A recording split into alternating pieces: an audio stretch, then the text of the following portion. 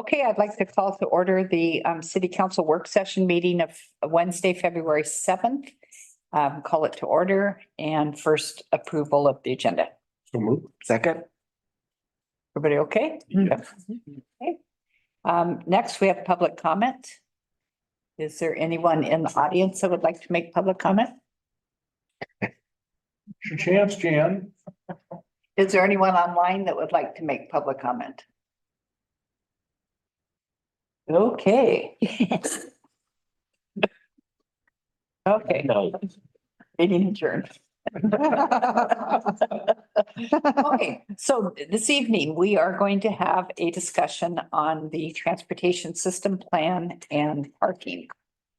And Bruce, would you like to start us off? Yeah, do we want to do transportation system plan and then parking or try to combine them? What's everyone's preference? I do not have a preference. You neither, I don't, whatever works for you. Let's start with the projects then that are on the staff memo. Staff memo? Staff report. Everybody. Yeah, these projects. Oh, yeah. There are four. One is a four-way stop at Hemlock and First. Another is a three-way stop at Hemlock and Sunset. Next is traffic flow in downtown and then striping downtown parking. So, anybody want to pick one to start with and discuss? I don't know, can we save some time to talk about other things too? Sorry? Can we save some time to talk about other things too? Related to the TSP and parking or other things? Related to TSP, yes. Okay.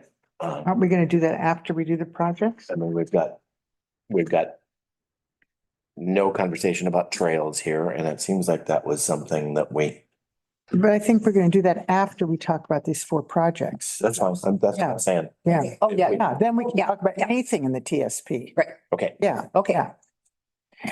Okay, so let's just do it in order. Okay, before we stop at Hemlock and First. Really? Hemlock and second or Hemlock and First?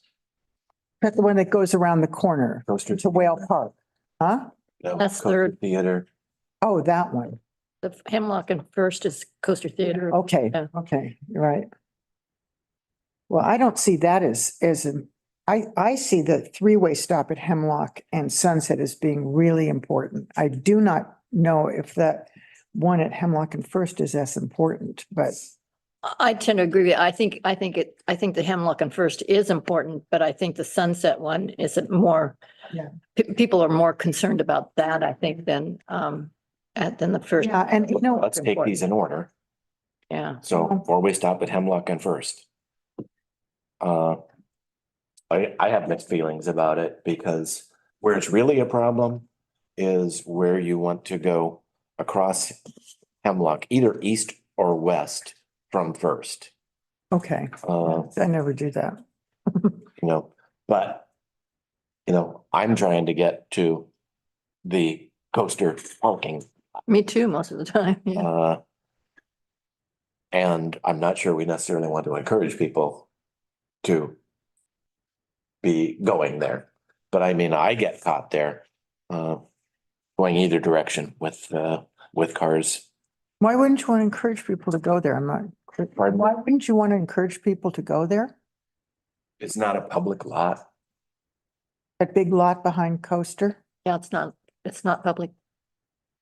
Oh, I actually didn't, I mean, who is it, does it actually belong to? Well, right now it belongs to the Coaster Theater, and the Coaster Theater, The entire parking lot? yeah, the Coaster Theater just bought the theater building and the parking lot. I think I can announce that now. Oh, wow, no idea. I always- Congratulations, Nancy. Yeah. Yeah, I always assumed it was public parking. No, It's kind of secret local parking is Yeah. my point. Oh, So- okay. But Owned by it is, properties, correct? huh? It's been owned by Coaster. It has been owned by Coaster, Coaster Properties, Coaster Construction. Was too. Huh? The building was owned by Coaster Properties and now it belongs to oh, That's great. That's theater. really We exciting. just cleared the sale last week. Oh, good.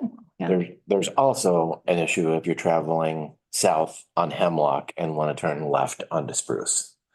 When it's busy, oncoming traffic makes it difficult to get through there. And when you're dealing with pedestrians too, you're watching everything. My feeling in general about stop signs is I tend to like them. I think they're, I don't like lights that much, but I do like Not gonna stop have signs. And if it slows down traffic too freaking bad, you know what I mean? It needs to be slowed down. They're really needed there because especially in the summer, my God, you could sit there for 10 minutes. I'm not sure if there's a downside to it. I mean, yes, it's slowing people down. I'm not sure that's a big Yeah, I downside. think that's an upside. And it's still going to be a challenge, busy times because of pedestrian, but I don't think. How do the that's- police feel about it?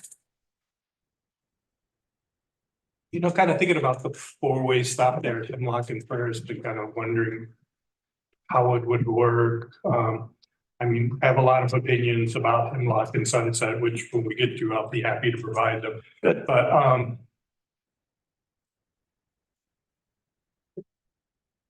I guess my concern is in the summertime.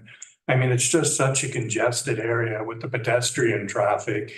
And, you're sitting there wanting to make a left-hand turn, and you're waiting for pedestrians to go across the crosswalk. How much of an improvement in traffic flow is it gonna make? I really don't know. Be quite honest. It may make it worse. It may make it worse. And one thing that it does do is that when you don't have a lot of traffic, you still have to stop. No, that's okay. What was that point? If you don't have a lot of traffic, you still have to stop in every direction. Yeah, Yeah.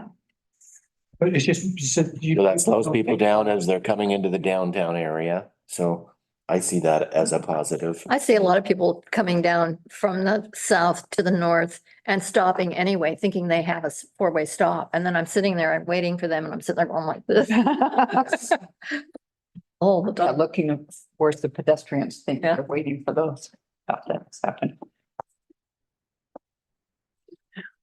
What involves putting in a four-way stop? I can remember people always saying it's much more complicated than just putting the sign in. Like when we went through the one at Tolovana, which I think has been great to have that four-way stop. What steps did we have to go through to get it? That had done? some physical things that this would not have, I think. Right? Isn't that true? Wasn't there some physical things down there that made it harder? Yeah, there were, because the roads didn't exactly line up and some other things, but you should do a traffic study. And hopefully get a recommendation to put in a four-way stop. Because like, Chris was saying, you can make things worse too. And if an accident happens, then potentially if you don't have the backup of a study, then you were just playing traffic engineer. So there may be some liability with it, but I don't know for sure. I just know that anytime I've in my career that we've been dealing with adding like four-way stops and things like that, it was always done very slowly. And usually the manual on uniform traffic control devices says you don't put in a four-way stop unless your next step is to put in a traffic light. Oh, well, Well, I'm just saying that's what they say, like if things are so bad and you can't get a traffic light yet, do a four-way stop. But just to have a four-way stop run all the time, generally it impedes traffic in the off-season, but it's something you can you can live with. that's interesting though, because in Selwood, where my daughter lives, there are streets that have a stop sign at every single corner. I mean, you just can't drive. You have to stop and then you have to stop and then you have to stop. And it's okay. I mean, you figure, okay, that's part of the cost of, there's a lot of pedestrians there and a lot of people walking their dogs. And so it's just, if you don't like it, don't drive there. Biggest I don't know. downside I can think of to that spot would be traffic downtown headed south. And they're delayed from getting out of the more congested downtown area. you know, because they're gonna have to come to a stop and there may be other people that get the right of way before they can proceed. So, I mean, that's the only thing I can think of. And again, I don't see that as a downside. I But a don't- traffic study would pick up that. True. And so that's never been a part of the, I mean, we get traffic studies, but I don't know that we ever do anything with them. That's not, Yeah, we did the Tolovano. The result of a traffic study. Do we have funding for traffic studies? Or would it be something we would put in the budget? We can put it in the budget, or else if you direct us, we could probably find it. In this budget year? Mhm. How expensive are they? I mean, roughly. I'm not sure, Chris, you think like for a three-way stop or for four-way stop, it'd be in the 50,000? Yeah, I really don't. I have to say, I don't have any idea, Bruce. Yeah. Yeah. how much? Like 50,000? I'll stand down there with a clipboard. Well, that's what somebody does. $50,000? Transportation study in terms of cost, Tell you. because didn't we? I thought, yeah. I just don't recall how much the one that was at Talavana, and I think it was a little bit more Our expensive. detective was looking it up. Well, I assume that we're going to come up with some other things as well that would require more information from a traffic study as well. Right. Yeah, can you combine Yeah, them? Yeah. Okay, Well, we've already had it done once. at First and Hemlock? Well, I mean, they did a comprehensive traffic study of our entire town. How long ago? It's been a few years now. The TS, I'm sitting here looking at it right. no, you're not talking about. It's, I remember that. Yeah, I do remember. it says in the transportation study, it says Hemlock Street between First and Third, well, that's Hemlock Street between First and Third. Hemlock Street and Second, Hemlock Street at First, all way four-stop control. And the dollar sign is just $1 not like three. And it says priority is near, which is the soonest that so that's what it's been recommended in the transportation study. And was that based on a previous study? It was based on, I think, as I understand it, a comprehensive look at our transportation needs for the future. I don't think it was like counting cars going through the intersection or anything like that. But it was, it was a fairly comprehensive study. It took a year. Nancy, what was the year in this study? Hmm? The year, Of the TSP? no, of this traffic study, What's that? the year. Yeah, I have to go clear back to the beginning. But you're looking at the TSP. I'm looking at the TSP, Right. It Okay, was during COVID. I remember. which was, you were here when the TSP. yes, that was like a year ago. Yeah. Okay. When I looked at it.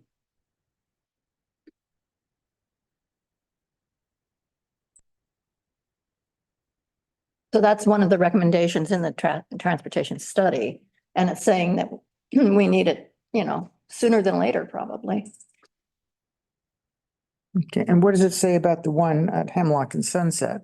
You would ask me that. Okay, let me keep talking. I'll find it. So intersection at Sunset Boulevard and Hemlock Street, all way, four-way stop control. And priority was listed as a near. Near priority? Yeah, this is a couplet with Hemlock Street no, that's the couplet. Hemlock.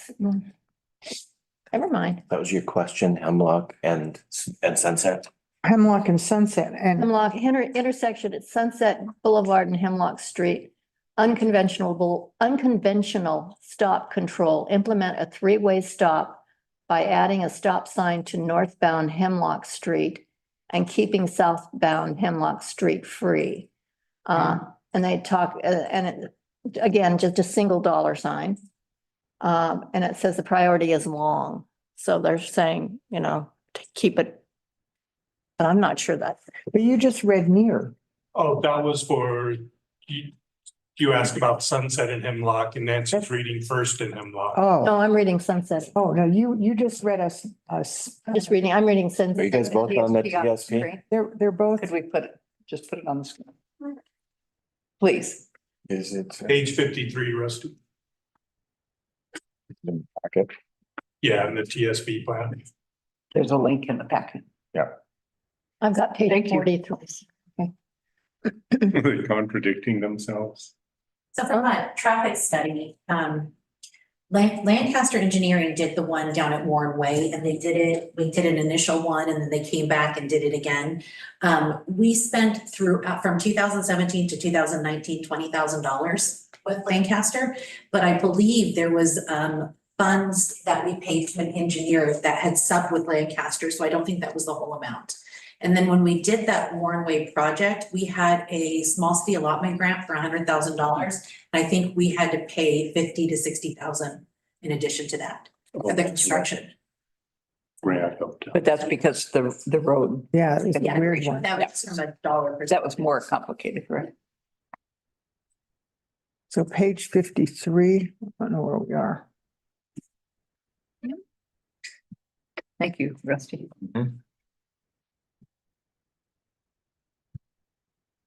I'm sorry, I have to stand up. I can't see it. Am I in your way? Nope. Yeah, I'm Okay, no, it's not that. Intersection at First and Hemlock, intersection Sunset Boulevard and Hemlock. Unconventional stop, and it says long. And then near for the all-way. At Second and Hemlock. No, wait a minute, Yeah, intersection at Sunset Boulevard. near. Sunset and Hemlock, near. Oh, okay. Yeah. Yeah. It's hard, it's weird. It's It weird. looks- It looks like Because I it's big. mixed it up just exactly like you did, but it is near. Oh, because of the line? Yeah. Yeah. Yeah. And it's bolded intersection at Sunset Boulevard and Hemlock Street. You think what below that? you Yes, think you're but reading it's below not. it, But it's, Right. that's the same, yeah. So that's near, but the one at But First and Hemlock is long.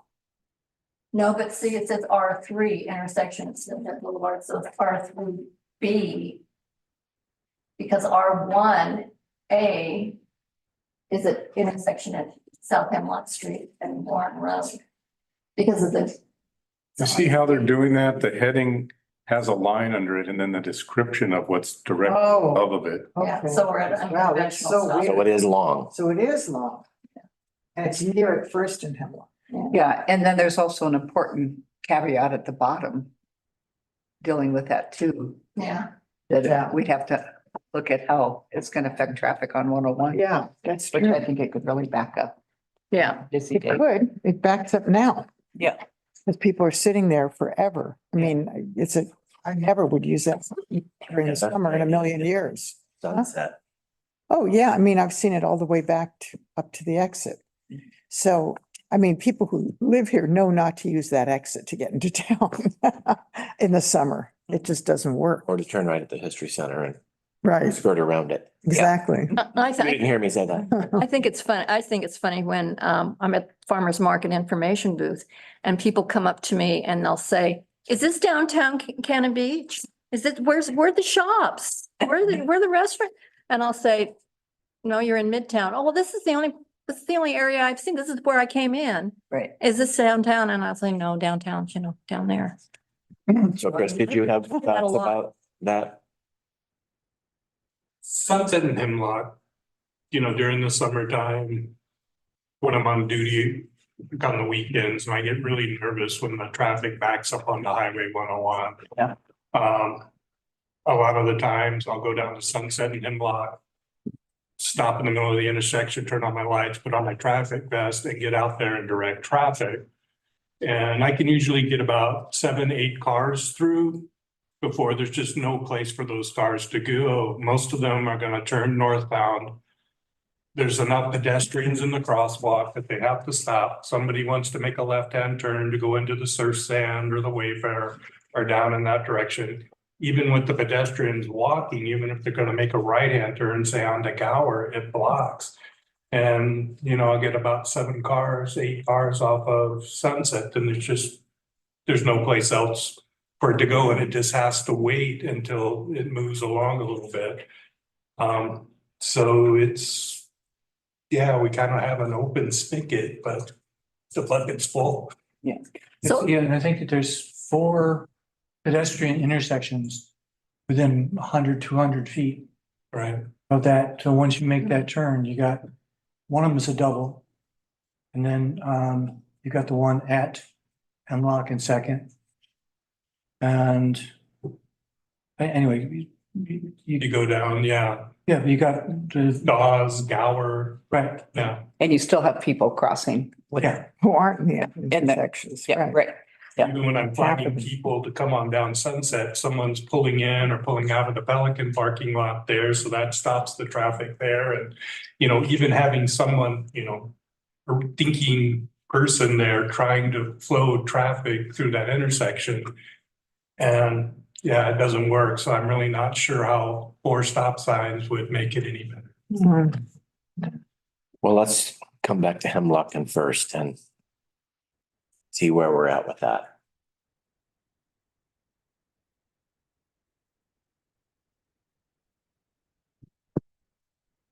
That one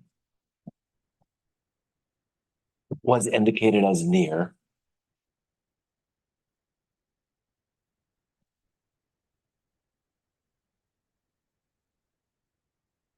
Nancy's the, first, the ones by coasters. Mhm. See, I know in our retreat, we picked these priorities, but to me, Second and Hemlock is just as dangerous. I think that's what the TSP folks were saying too. Yeah. It's right there. And I've always wondered, why we don't put a cross traffic doesn't stop sign on the stop signs. On Second and. Second and Hemlock. So that, because people think it's a 4-way Yeah. stop Mhm. and then they start going People and, going east and west on Right. Second is, Oh, it's really Yeah. bad. In the summer, it's for all intents and purposes, it is a 4-way stop because there's so many people in the crosswalk. right, yeah. You have to stop. But Yeah. what does it take to get a cross traffic doesn't not stop? Sign on the stop signs. I don't know, because I've never seen them until I got here. I know, But I know Sisters has them and yeah, it must be effective, an Oregon thing. yeah, over by Costco. If you go out that way, they have them and they seem to be very effective. I've always wondered why we didn't. What is it? What is it you want? It's on the stop sign and it says cross traffic does not stop, Oh, so that it's not a 4-way stop. And Oh, right, just to let people know it's Right. not a 4-way Yeah. stop because, yeah, that one especially, it seems to be, people think it is, because it looks like it should be. right, yeah, it's almost like, how do you discourage east and west traffic on Second? I mean, because, yeah, then you get people wanting to make left-hand turns and it's even worse. Yeah, but it's not like there's a whole lot of ways to get over to like the coffee shop or whatever, yeah, you go. Maybe we should add You that could one go to the through list. First and Hemlock and go around to the parking lot, around to the coffee shop. That's about it. And there you go. So, What was that you said, Gary? Maybe we should add that one to the list, but, where are we with Hemlock and first? Well, I Gonna guess it kind continue of to depends be- on whether we want to finance a traffic study or not. Yeah, and I'm, Or it's have to if you want to move forward. Yeah. to me, Hemlock and Second's more of a problem than Hemlock and First, Okay. because because First, at least part of it is not a big through road, whereas Hemlock and Second, both roads are fairly substantial, you have a lot more traffic than if we're gonna do it, behind the coaster. traffic study for one, we may as well. do Yeah, a well, traffic sure. study For all. Pay for, Yeah. yeah, I mean, yeah. How much does that cut into staff time? I mean, how much does, It's doable. is it? And then, what's the big gain for the money? I guess that becomes, I don't know. is I don't- is it worth the investment or do we just continue with? Well, did we already give up on the idea of having a, trying out anyway, a one-way on Hemlock and one-way on Spruce? Is that off the table for the summertime? Having that kind of Like couplet. couplet? Well, let's see, what does the couplet say? Because that would influence whether or not we needed a stop sign at Hemlock and First and Second. Now, here's a couplet with the Hemlock Street and Spruce Street. Lots of money and medium Priority. priority. What about the pedestrian plaza? They say that that's near. That's a lot of money. And lots of. money. Yeah. Uh, Is it lots of money because of signage only? I think pedestrian plaza on Hemlock, the problem is giving up so much parking. I think a one-way on Hemlock is very reasonable and it would put parking on, probably angled parking on one side. And that would be an equal amount from what I've heard. Trouble, the only thing I don't like about angled parking is people back up I hate that, yeah. into the road, and I think on that street, it would be disastrous, really. And the TSB does have examples of various types of parking. Right. Hemlock. Right. Yeah. But Well, then you got a lot more room. yeah, but So, you got people crossing behind you, you don't see them. That would be, you've got two lanes, so, the lane can be, pushed the other direction so that there's some sight distance there. If you have, I don't know if you'd have to have two lanes. I personally just like the idea of a one-way Hemlock.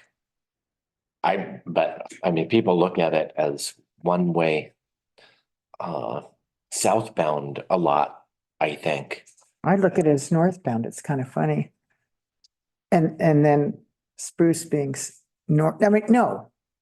southbound and then Spruce northbound. That's how I pictured it, counterclockwise. I've always thought that Hemlock northbound, that would make the corner of Third and Spruce not allow people to turn right and crowd into downtown. That would force them to go past the parking. Go past the Second Street parking, go past the Spruce Street parking. Rather than kind of make the easy right-hand turn to get right into downtown. But then they would stay, how long would they stay on Spruce one way? I don't think Spruce needs to be one way, but Oh, okay. Oh, so you're thinking of just having only Hemlock being one way. Oh, that's not a couplet. I don't see how.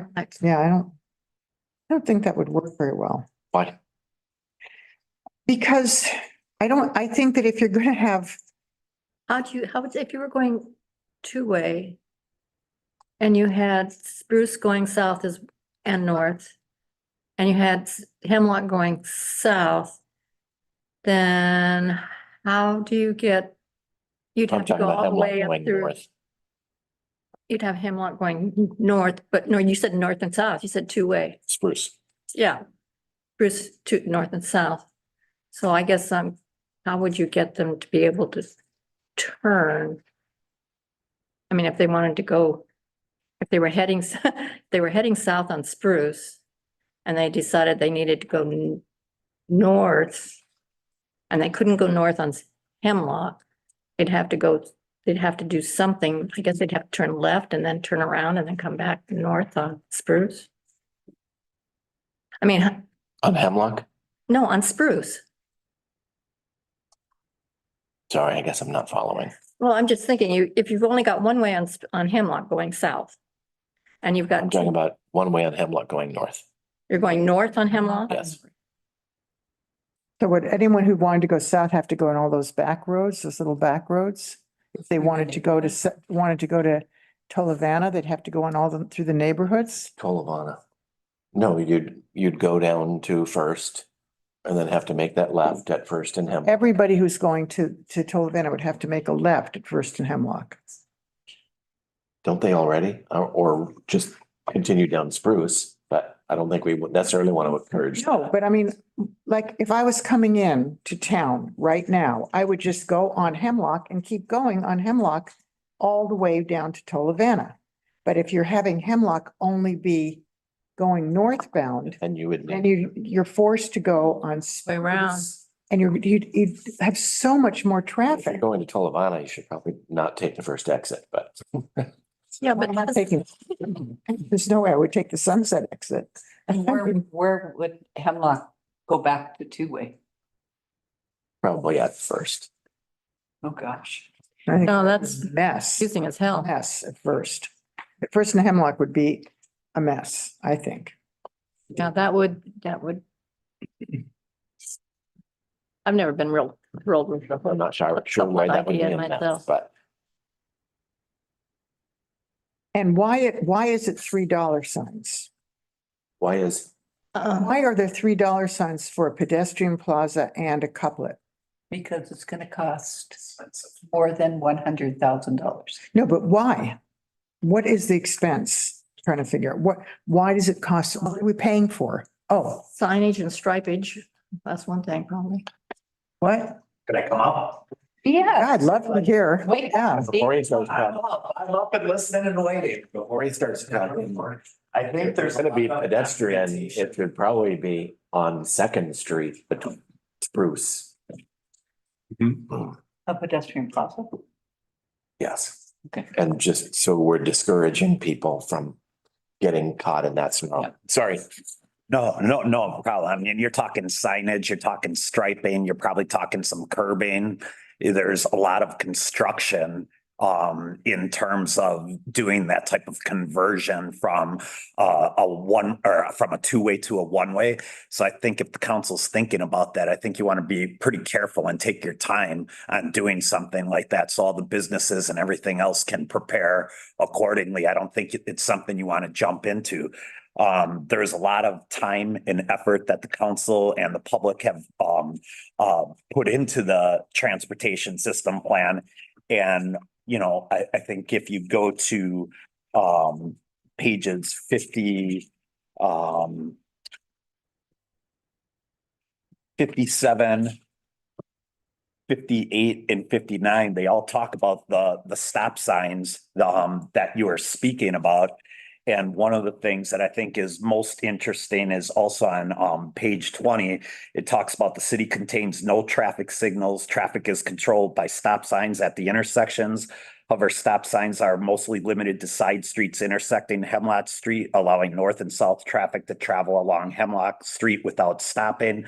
The lack of the controls along Hemlock was found to be one of the leading causes of traffic delays and backups on the intersecting streets, especially during peak visitor times. Safety issues at these intersections are compounded by high levels of pedestrian traffic. Left unimproved, the following intersections are anticipated to experience significant congestion delays in the future: Hemlock Street and Second, Hemlock and First, Hemlock and Sunset. So there's been a tremendous amount of work that has already been done, indicating to you guys, hey, these are the ones that have been found to be important. They're low hanging fruit. They're easy stop signs. And I think you can get a tremendous amount of value from the standpoint of moving traffic, pedestrian safety.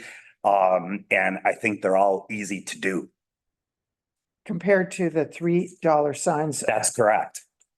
I think that's like the Warren Way. That was another project that was in here that the council took a lot of time and effort to study and get right. And when you look at it now, as y'all indicate, it works the way you want it to.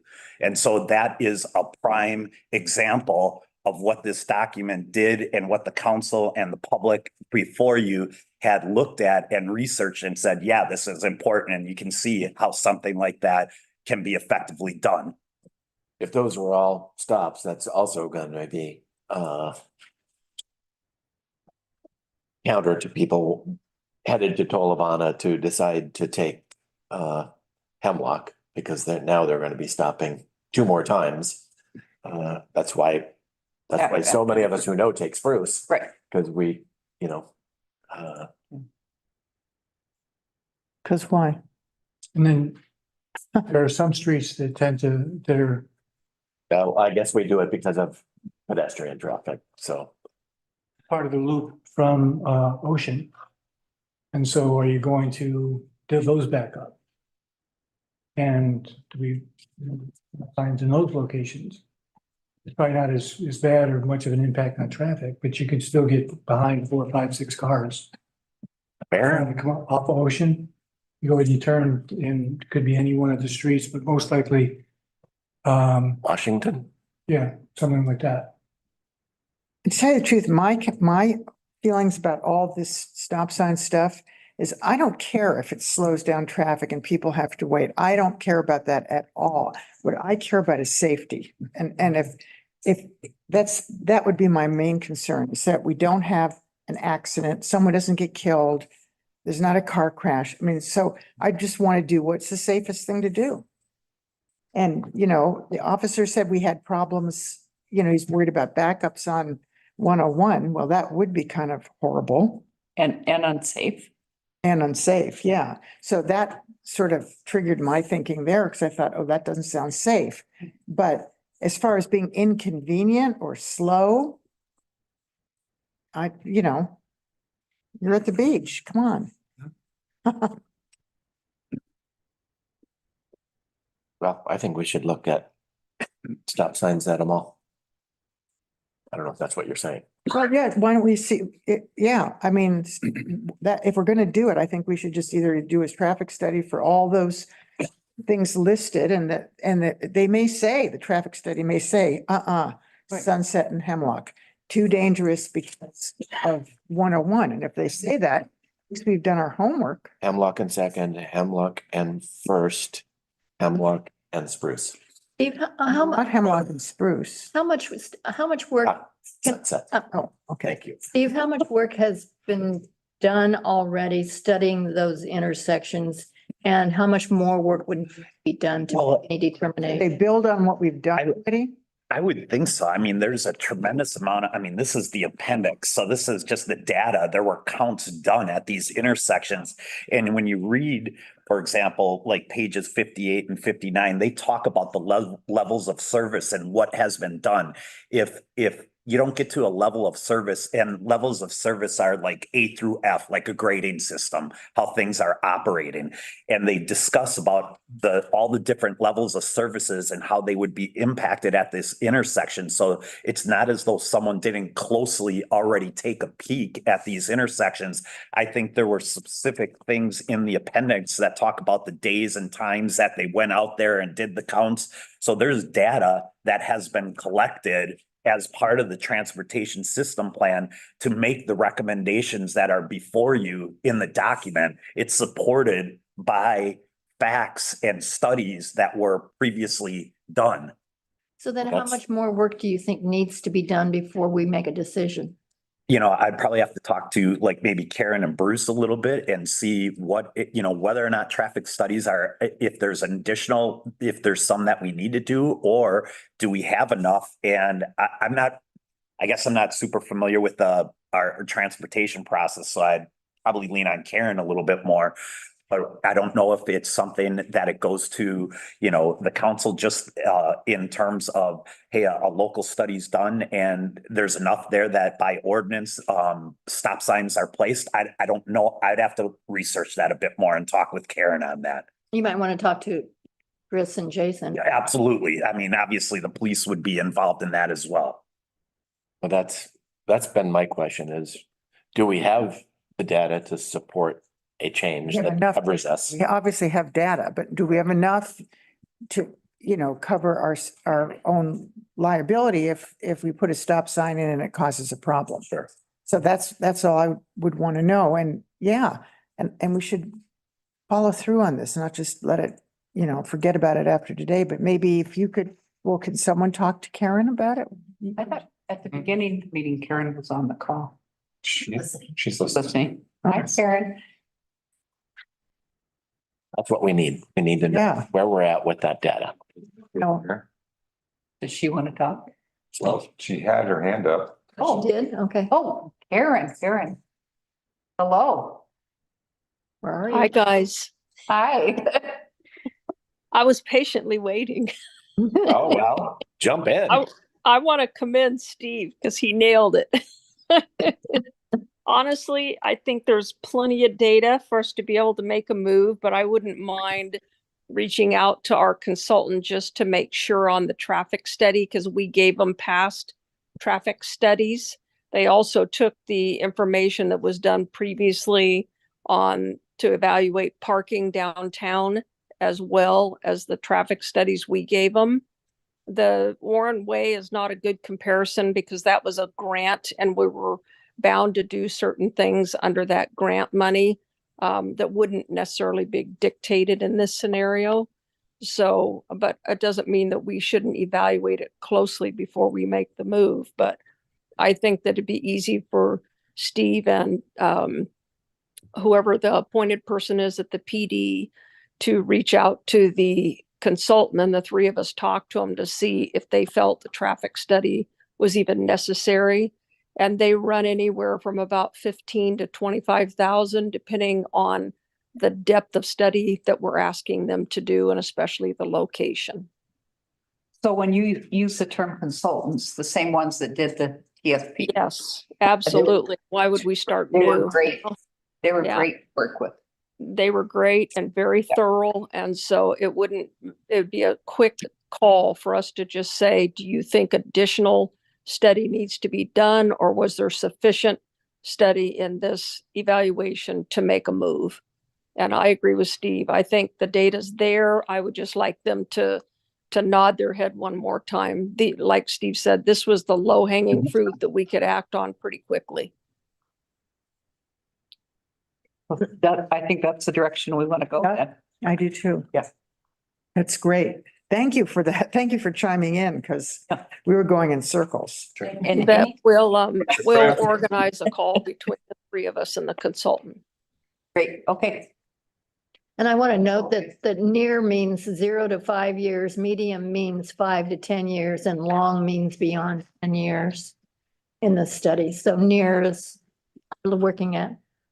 I think we need to make it nearer Yeah, I do too. It's crazy. in terms of length of time. Yeah, you should stay there. Okay, all right. And Karen, don't hang up. I won't, I'll stay on. I'll put my Okay. hand down. So we're talking about Hemlock and First, Hemlock and Second, and Hemlock and Sunset. Is that Mhm. correct? Yep. Well, for sure, the first two. The third one, what worries me, but they'll tell us, is how it's gonna affect traffic on 101. Right. That's what we want to know. Yeah, but we still want the answers. I think what's happening is you get to that stop, you can't turn left. And when you can't turn left, everything backs up. And that's when you start seeing that stuff on 101 because it just everyone's coming. And if that was that stop, I think it relieves some of that pressure because now everyone's moving and there's, instead of waiting for traffic and all the cars that are going up north and south and it's that one person that wants to go left or south on Hemlock that backs everything else up. Right. So that would help the cars backing up on 101. That's correct. I mean, yes, there may still be a problem with pedestrians and it backing up so you can't go down, turn right onto Hemlock even because of pedestrian holding up traffic, but That's going to be true everywhere. yeah. Oh, no. And it's a problem too for people driving north on Hemlock, waiting for the person who wants to turn south on Hemlock to make up its mind or to be able to do it. So you also get traffic backed up on Hemlock heading north. I see that all the time because I'm forever saying, okay, turn left. you can do it now, you can do it now. And I'm sitting there waiting and I see, the cars backed up behind me too, because, or you get into an almost near accident. Yes. I think the one other intersection that was fairly interesting was it said something to the intersection with the highest number of collisions was South Hemlock and Gower Avenue. So I just think as you're thinking about City Hall and when we're doing things, that's another really important thing to be considering. That's a good point. I remember seeing that too and thinking, wow. Now, we have a four-way stop down here, right? No, No. Maybe it's just because people are always trying to turn and I stop anyway. Okay. I think we should put that one on the list. from Gower, Especially during construction. City Hall to go south on Hemlock, I go north and go around the block, And then back behind the hotels and come out and that's what I do during the summer. not Yeah. turn left on. I do, Hemlock. when I leave Farmer's Market, that's what I do. I always Yeah. turn right and then go around and then come back out. Yeah.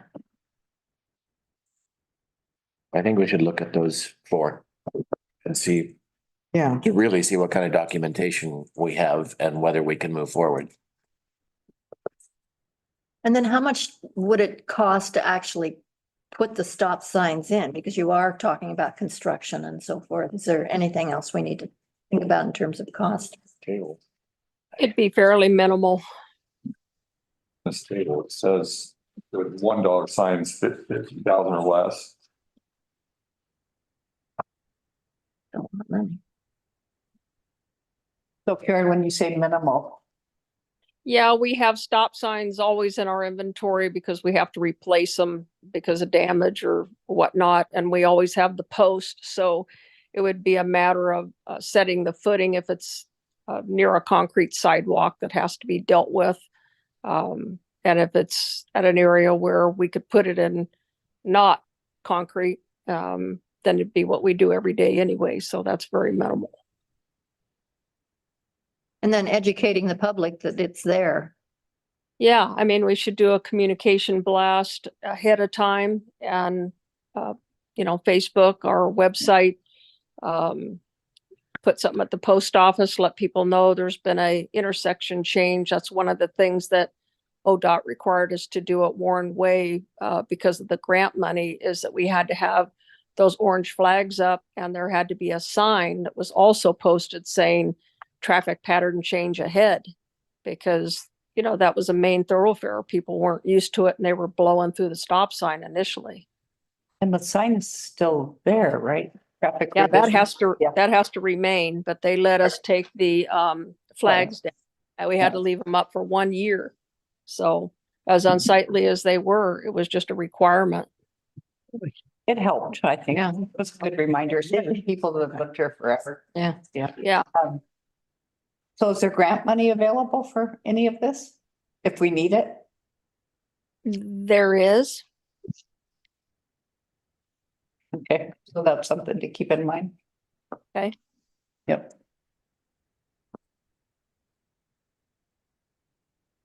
so it seems like the next two things, traffic flow in downtown and striping, both of those are, well, the traffic flow in downtown is $3 signs if we were to change that. Is that what, is that the couplet? I think that was the couplet. I think that's. So I guess we're not gonna really address that at this time because it's so expensive or? I've got a minimal suggestion. I think I've made this before, but people coming into town off the north exit, coming to a stop at Third and Spruce. People that don't know, they're deciding what to do, and a lot of them turn right. Right now, at Dwayne Johnson, there's a sign that says RV parking, continue on Spruce.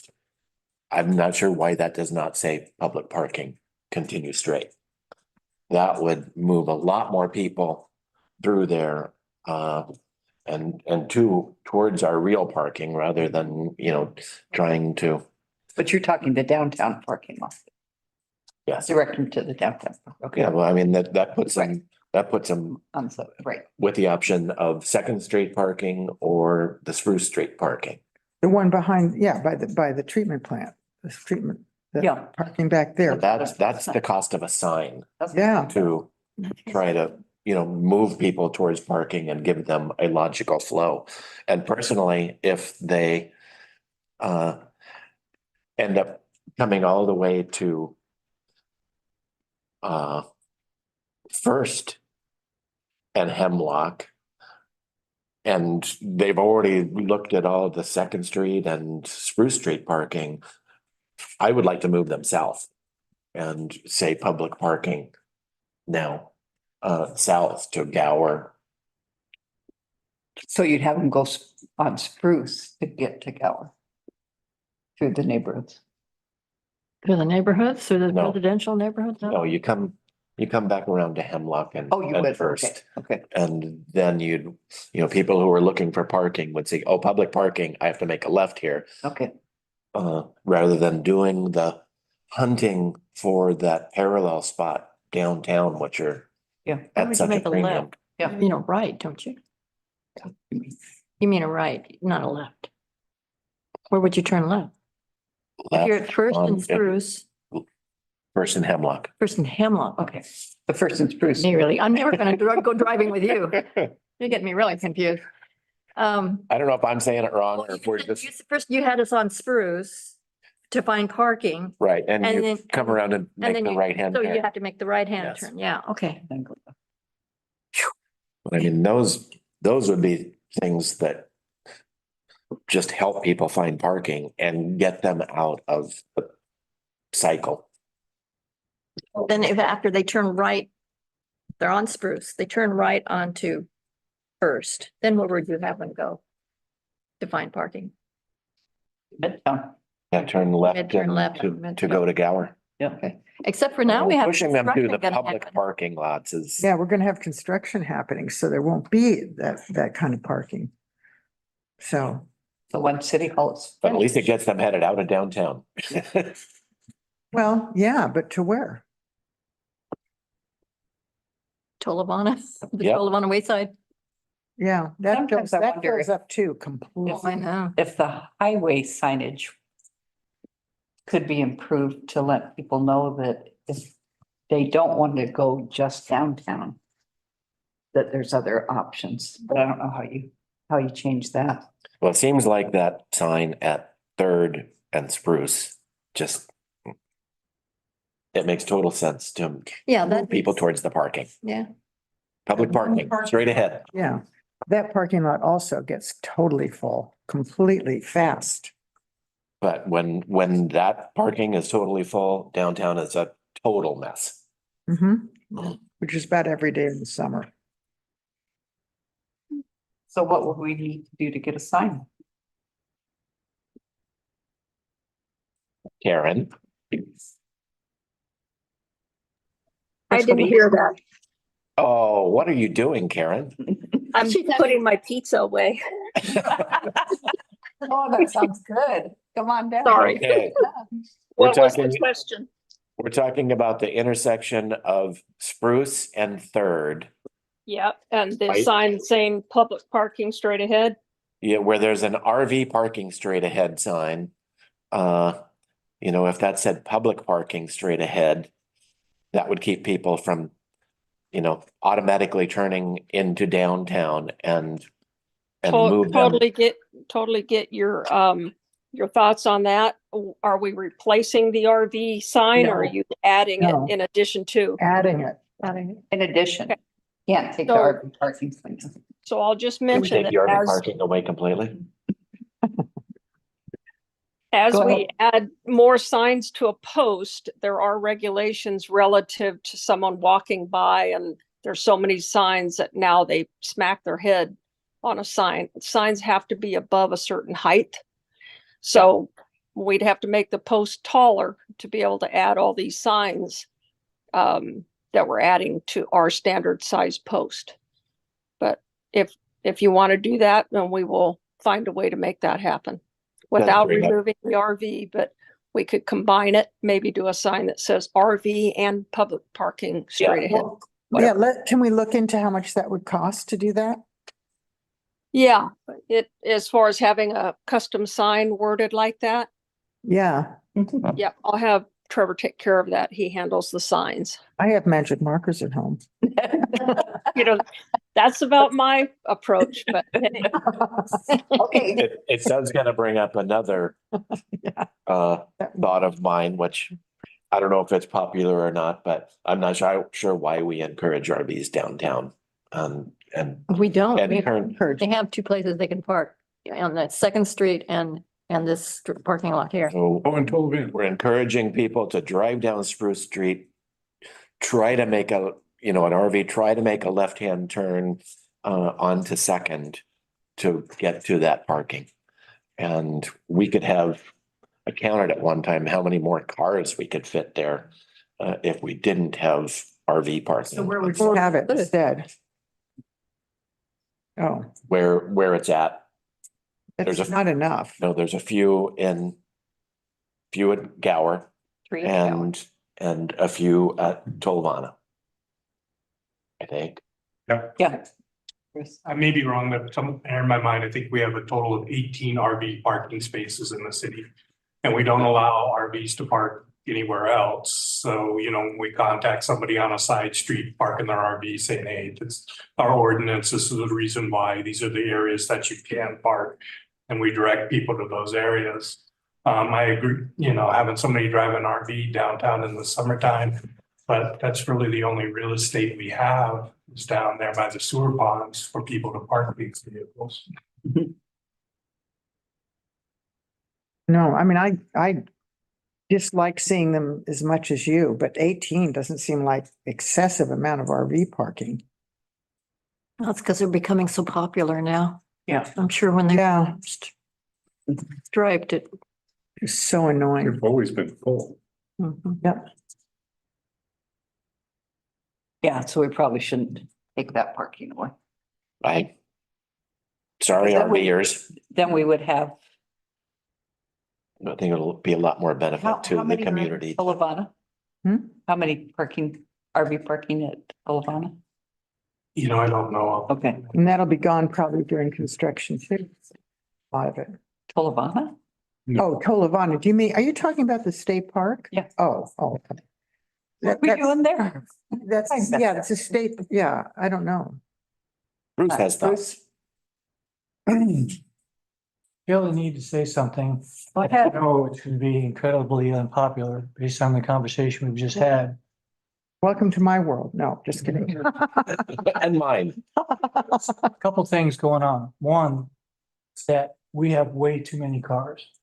And so when we're talking about making a change by putting a stop sign here or whatever, it's going to be the controlling factor is going to be, is there a car in my way to be able to go ahead and make the move that we're anticipating?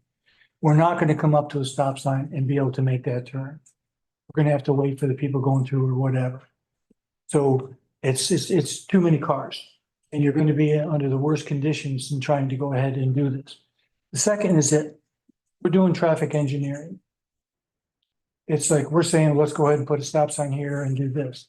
What we need to do is have an engineering study. How do we get more cars moving more efficiently through the city? And that may involve stop signs and locations, or it may not. But right now, we're just saying that we'll do the engineering. We've got this TSP. And so we're recommending that we'll go ahead and we'll study and see what we can do to get these stop signs and those kind of things. That's without knowing and having any data to back up that we're gonna make things better. There is. But hasn't there? Isn't that We've got the data. engineering? With the TSP is engineering or some? I don't know if I would consider that engineering. I think that they're looking at the low hanging fruit or whatever you want to talk about, and also things that you can do. Like they're not in there because if you wanted to truly make an improvement, you would make the roads wider, but we're not going to do that. We can't afford it and we don't want to do that. So what they're doing is they're looking at the intersection and saying, potentially you might be able to do something here. But I would want to have it looked at in the context of how do we get more cars through? Do we get more cars through if we keep the traffic moving on Hemlock? Or do we get more cars through or feel like we're getting more cars through because we're making Hemlock stop and we're letting people coming off the side road? We don't really know which one is getting us more cars moving farther and faster. And so I'm just saying that I think that there's a different question to be asked than there is to just say, well, we'll just do all the things that are in the TSP. Because it's not, it's the ultimately, it's how many cars you've got. And is there even a place for me to go ahead and move out? That's the problem we have at Sunset. We've got a stop sign, but the people can't make a turn anyway, even when the turn comes around. But it sounds to me like the TSP is based on studies. I wouldn't necessarily agree that that's our Bible for the traffic study. I hate to just recommend another study. Well, It just seems like So study and do nothing. We study and do nothing. We study and do nothing. I'm just giving you my opinion on it, and that I think that we're looking at potentially the wrong problem. And we may or may not improve the situation. We can change the situation. I don't know if we're making it better. That was my only point I wanted to. but what you're basically saying is we have too many cars. And so it seems like what you're saying is how do we stop, not have too many cars? Good luck with If you want Like to, a if you want to change the situation, you got to change the number of cars. Right, Otherwise, your situation, all you're doing is like, exactly. But how do you change the number of cars? I mean, what are some of the ideas for changing the number? I know when we've talked about having shuttles come in, having parking places outside of the city and then using shuttles, you've been against that too. So, I mean, okay. I'm sorry, didn't mean to interrupt you. so I guess, what other solution do we have to keep cars out of the city? I think I'm making one right now with, trying to keep people from turning right onto Hemlock automatically. It's move them through town on Spruce where traffic is moving, there's fewer pedestrians. He's talking about less cars in the town, less cars, fewer cars, not where they are, but just fewer cars. The problem is too many cars is what. Even on Almost Spruce. has to be remote parking, Yeah, shuttles. I don't know how else, what else? I think the problem, we're also talking about the problem of too many cars on Hemlock. They're then stopping and stopping and stopping. I think what he's talking about being too many cars in the town, period. Yeah. Once you reach kind of a gridlock, where they move, whether they turn, whatever, it's just one car moves, one car fills the hole. Right. But I said my piece. So, And I can't, for the life of me, other than a shuttle and remote parking, think of any way to stop unless you drop a gate down. I mean, I keep thinking of, people coming off of balloons from airplanes. I mean, I don't know how I agree with you. There's too many cars. Hmm. What do we do about it? I mean, I don't know how you solve that. I have an idea to solve it, but I think you're gonna like it less than what I just said. Well, let's hear it though. That's okay. We're in a work session. Yeah. To reduce the number of cars. Right now, you can come to one of the 3 or 4 most beautiful places on the planet, park all day for free. Oh. So, what's the incentive to not do that? So the incentive to me is that we've got a real benefit. We have something that is valuable, and that is places that we have to park your car if you're going to come and do that. If you're going to come here instead of coming for free. And if we were to set up some sort of a parking system that would allow that, go ahead and do it online on your way in. A certain number of cars can park. And then once you hit that, you don't sell anymore. And then what you've done is, Noma Falls does that. pardon? Noma Falls does that. They do it Exact thing what you're thinking. with permits. Yeah. Mhm. It's the same, but it's the same kind of a thing, and then you limit what the number is. And you have to it has to be high enough that it's gonna be an incentive to not park. For example, I think that you can park, I don't know, for a little bit in Portland for $20. Which means if you were to go ahead and charge $20-30, nobody would think anything about it. You probably wouldn't have that much of a difference in the number of people coming. But there has to be enough of a disincentive for that. And then what you end up with is you also change the mix within the town.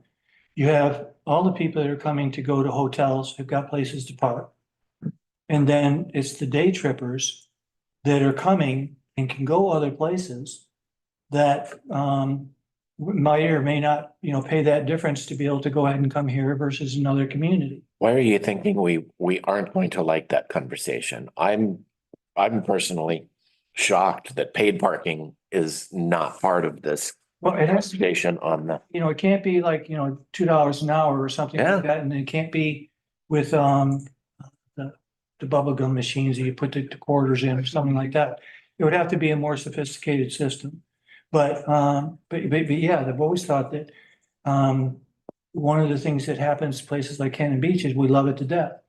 And right now, there's no restriction for more people. We can have 10 or 20% more people coming in just because they want to get out of Portland when it's hot or there's COVID or something like that. So I think that there is a way to do it. I think that it's because it only works if the charges are high enough, that it's going to generate more than enough to pay for itself. And I haven't done any study on it, so I'm just assuming that. But I think that that's something that is a way to do something that is different than apparently Multnomah Falls does it. Great, then we have a model to work with. they just limit parking there. They don't have paid parking. Now they do, correct? you have to. Is it paid? There, it's Okay. Yes. they have a bus too that you pay, you first, I think you have to make a reservation on them, don't you? Yeah, Make a reservation. Yeah. during certain times of year. Yeah, yeah, This summer.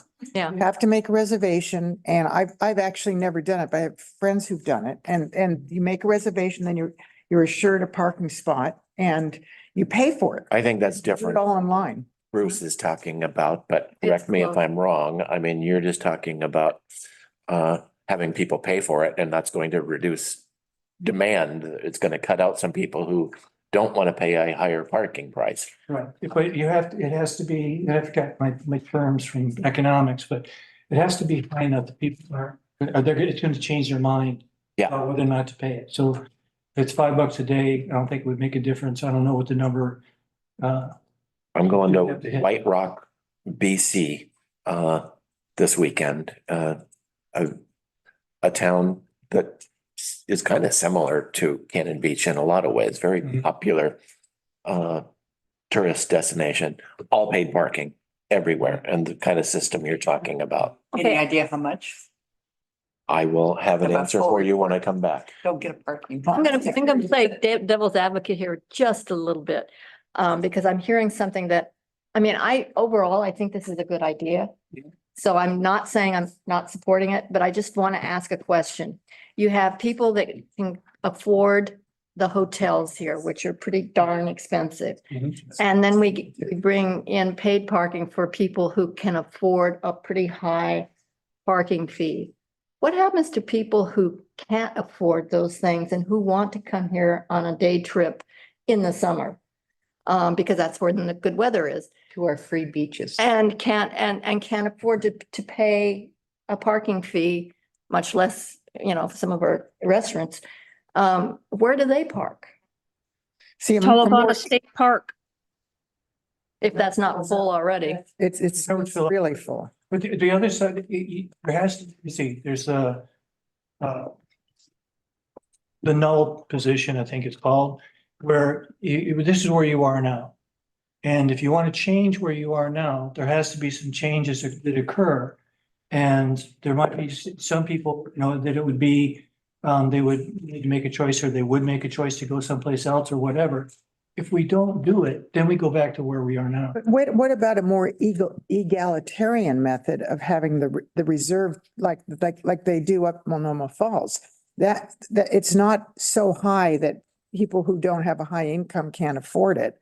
But it's a matter of first come, first serve. You reserve your parking spot, you've got it, and you pay the same as everybody else, and it's not horrible, I don't think we can do that because we're not regulating a parking lot where we know how many spaces we have, and, you're essentially Well, making a reservation, and you may or may not find a parking space. Yeah. It's kind of an awkward Well, I don't know. I personally haven't been to Multnomah Falls, so I don't know what it looks like. I'd be. It's a parking lot. It's a parking lot with striped parking I and was you there have parking Monday. spaces. Yeah. Okay. Yeah. So it is just a big parking, Yeah, it's just, no street parking. and how would it be monitored? I mean, would the There is some would street the parking. police be able to Oh, that's monitor right, something right. like? They've got technology now that, Yeah. if suppose my, license plate is in it, they can just go by and drive by and then shine it on the light, on each of the license plates. They'll say, this has one, this has one, this one does not. Boom, you go ahead and you give that one a ticket. But that system Then is, the police department does that or? Yeah. Well, no, you would have a parking unit within the police department, but it would be, We already do kind of. We have those young men who, but you would have to have some people that are trained in this. And also, I wouldn't do it, Young people. women. Yeah. and I wouldn't do it year round. I would say we do it maybe 3 or 4 months. And then the rest of the time, there is no charge for it. And Nancy, that's the question that you asked is one of the problems, the biggest problem I have with it. I'm saying, okay, how do you get less cars? Right, there's an answer for less cars, but there's a downside to it too. And I understand that bothers me. But then you go back to, okay, well, we'll just have too many cars. So where's your priority? Now, I like the idea that if there's just a certain number of parking places. And when I was thinking about this, I thought that every place that you can put a car counts as a parking place here.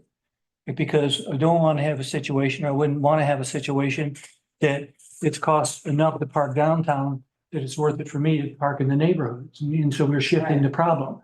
So I would have that, if you want to park, it's this much, we do a cutoff at this point. There's a sign out front that says, if you don't have a parking pass, try another day, something like that. How But do you keep them away from the neighborhoods? well, Ticketing. same thing, you do the same kind of enforcement in the neighborhoods as you do it downtown. So you wouldn't have just a couple lots that were paid permitted parking, you would be the whole city? I would think it would have to be the whole city, because if you do it in the parking lots and you gotta pay to park there, why wouldn't I park on Hemlock? I've always thought that Hemlock should just be One big. timed. Downtown should just all be timed. But not with. You obviously weren't at the public hearing when we did the timed parking lot. I know, but- We counted to 44. There's another issue with what I was talking about, is that you need to accommodate business owners, you need to accommodate employees, that kind of thing. So how do you do that whole system that all of a sudden, one of the hottest tickets in Portland is a parking pass, an employee parking pass for Cannon Beach. There has to be a permit system in There are a there. lot of issues with it, but it changes, and also if it has less people on the street.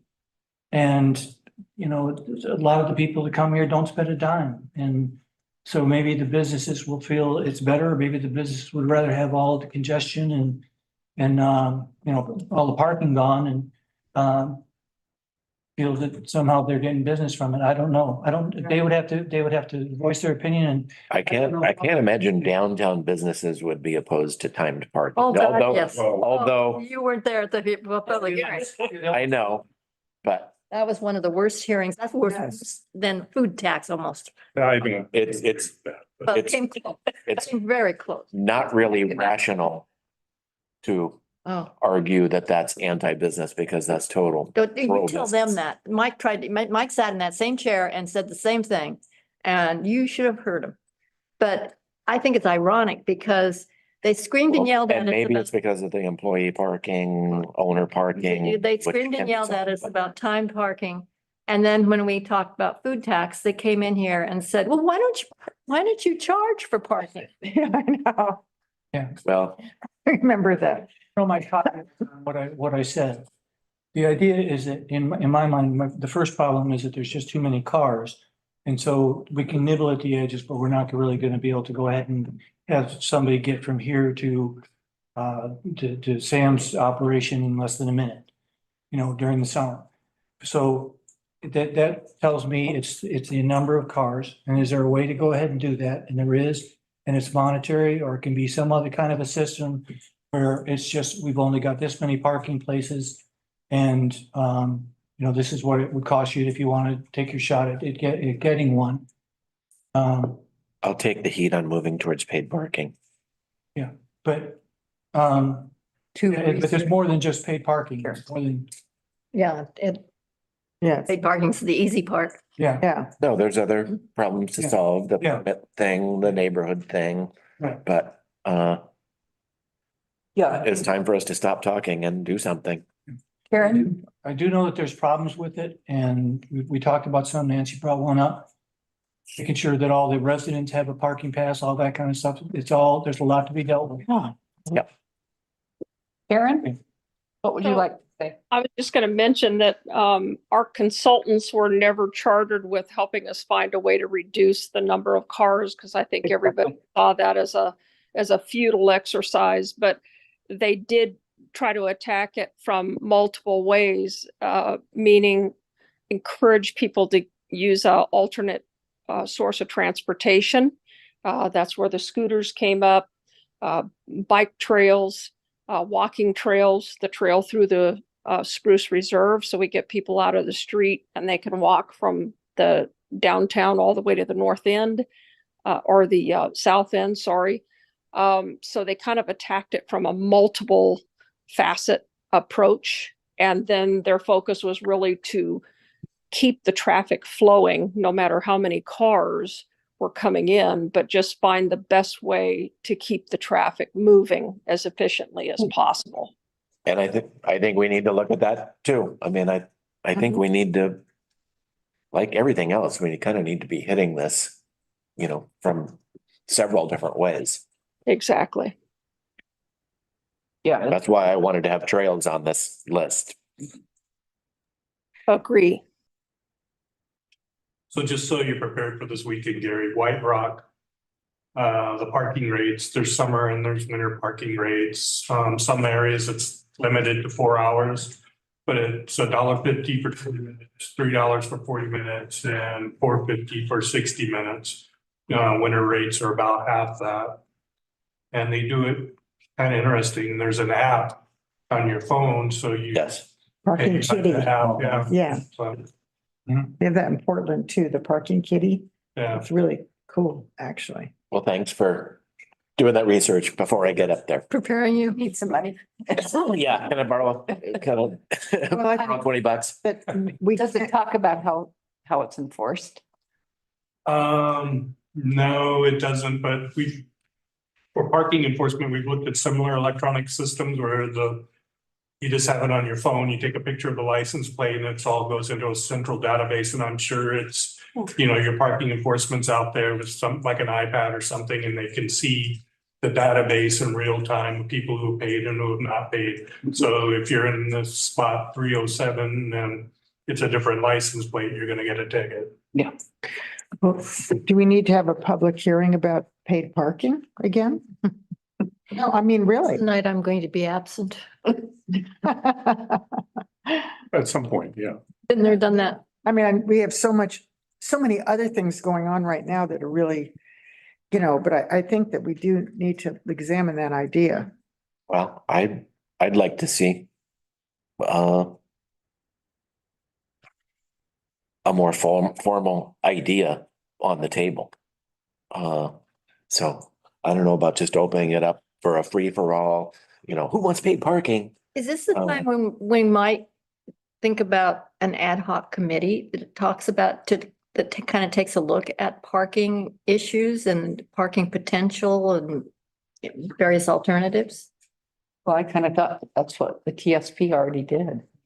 Though we didn't spend a lot of time. But I mean, Present. putting it into effect in a sense, I mean, with local residents instead of consultants. I mean, taking whatever's in the TSP regarding parking and having them kind of sort it out and make recommendation. I don't know. That's one way of moving the issue forward, because we don't have the time to be doing all that kind of discussing and talking without having some kind of recommendation. Bruce already had some, No, I mean, I think it's good. I Ideas. think it's a good recommendation. It's, definitely a place to get started, but But that's a consideration. What's that? I would just say it's just a consideration. Yeah, Just an right. idea, I agree. assuming cars is the problem. I agree. Well, what would it take for us to look at some options? Steve? I just think that you're gonna be looking at some type of consultant who's done parking. I don't think it's cheap. And I don't know if it's gonna, solve all the answers, but you're gonna have to have someone who does this and knows how to get it done. Cause if you get an ad hoc committee, we can all come up with ideas as to what should be, what the issues are. How do you solve them? And I'm sorry, Steve. I'm done. The traffic study that we did pay for, they recommended against starting out with paid parking because we hadn't done timed parking. They looked at it as a system that, like you said about moving towards a traffic light. Mhm. That I use the same analogy. Sure. That the evolution of your parking should go from timed parking then to paid parking. I'm not saying it has to happen that way. It's just interesting that that was the recommendation.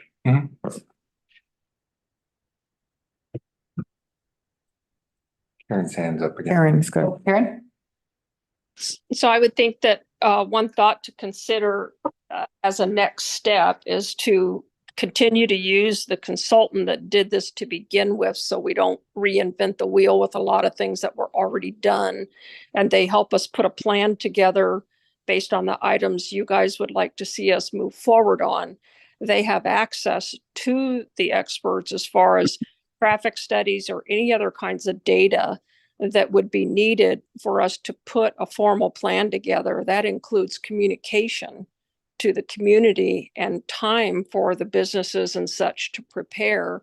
And because they've had experience with this, they could probably lend us a lot of thoughts relative to how do we help the workers that are downtown that need parking space? How do we transition that?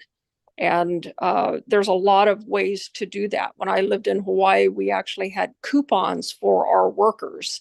They weren't as sophisticated as apps at the time, but there were coupons that when the parking meter maid went around, they saw that that was a workforce person and they weren't cited. They had a coupon that allowed them to park in certain areas for a certain amount of time. A visitor had to pay for their parking space and they had to have that ticket on their dash. If they didn't, they got a ticket. So there's a lot of ways we can work through that, but these guys have the expert, they have the experts available to help us guide that and put a real plan together for you guys. And it gives us time knowing we're going to have construction going on in town, and they can give us some recommendations on how we should phase into this where it's actually doable and it doesn't blow up in our face. I don't think we could do this in less than a year. No, I was saying that like it's like next season and maybe the next season. The Right. transition during the upcoming season, some kind of an experiment of some sort. could lay some groundwork. Yes. Yeah. But it'll take some time. And also I would not want to walk out and say, okay, let's go ahead and try this plan. I think that we need to talk to the public about a series of things, like maybe it's the stop signs and all that. Maybe it's something like this, if, with the assumption that it's a car problem, that kind of thing, to get the feedback and see what folks are willing to take on or to accept. But I know they're going to be concerned, am I going to be able to park? And the answer would be yes. Well, you'll have something permanent, like Some kind of, yeah. thing, but, and so will the people that work here. But we've got to have some control over, But I think it would be interesting. I wonder now if we did have, in a public meeting, if the idea of paid parking was to be introduced, I wonder if it would be quite as loud a clamor against. I don't think it would be. I think. I really don't, because they screamed and yelled at us about, well, why didn't we do paid parking instead of the food Right. tax? But at the same time, I think that the idea of paid parking is a little bit more palatable to them now than it I hear, used to be. I hear a lot of people saying, why aren't we doing paid Yeah. parking? Yeah, Or why aren't we doing something about Yeah. parking? yeah.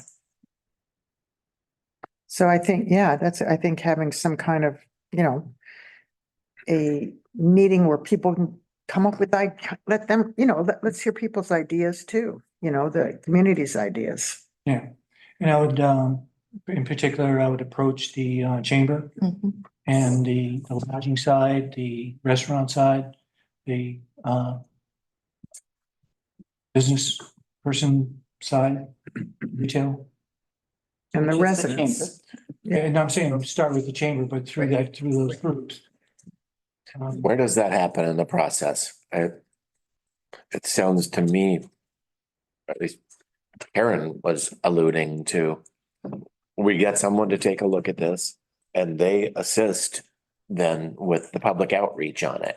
I mean, I don't want to just sit here and have everybody throwing their ideas about what we should do. It just sounds like a nightmare.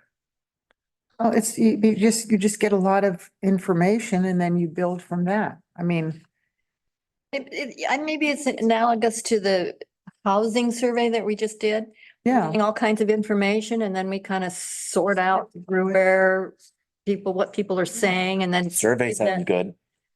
And then just give that information to the consultant and they can kind of piece it together and piece it out and say, no, this won't work, but yeah, this will work, or, this is. Well, somewhat I like the idea And then of we the can bring survey it back better to than the- another meeting. I don't know. Do we have any idea what kind of response we've had from the housing? After, I haven't gotten a. No, I thought it was, I thought the last time was low 200s. oh, So, and I think it was closing, what did we have? I think today, Closing Friday. yeah, so Yeah, it was, sometime this week, I believe. okay, I talked to people in Seaside that were filling out our form. well, we handed it out at the food pantry.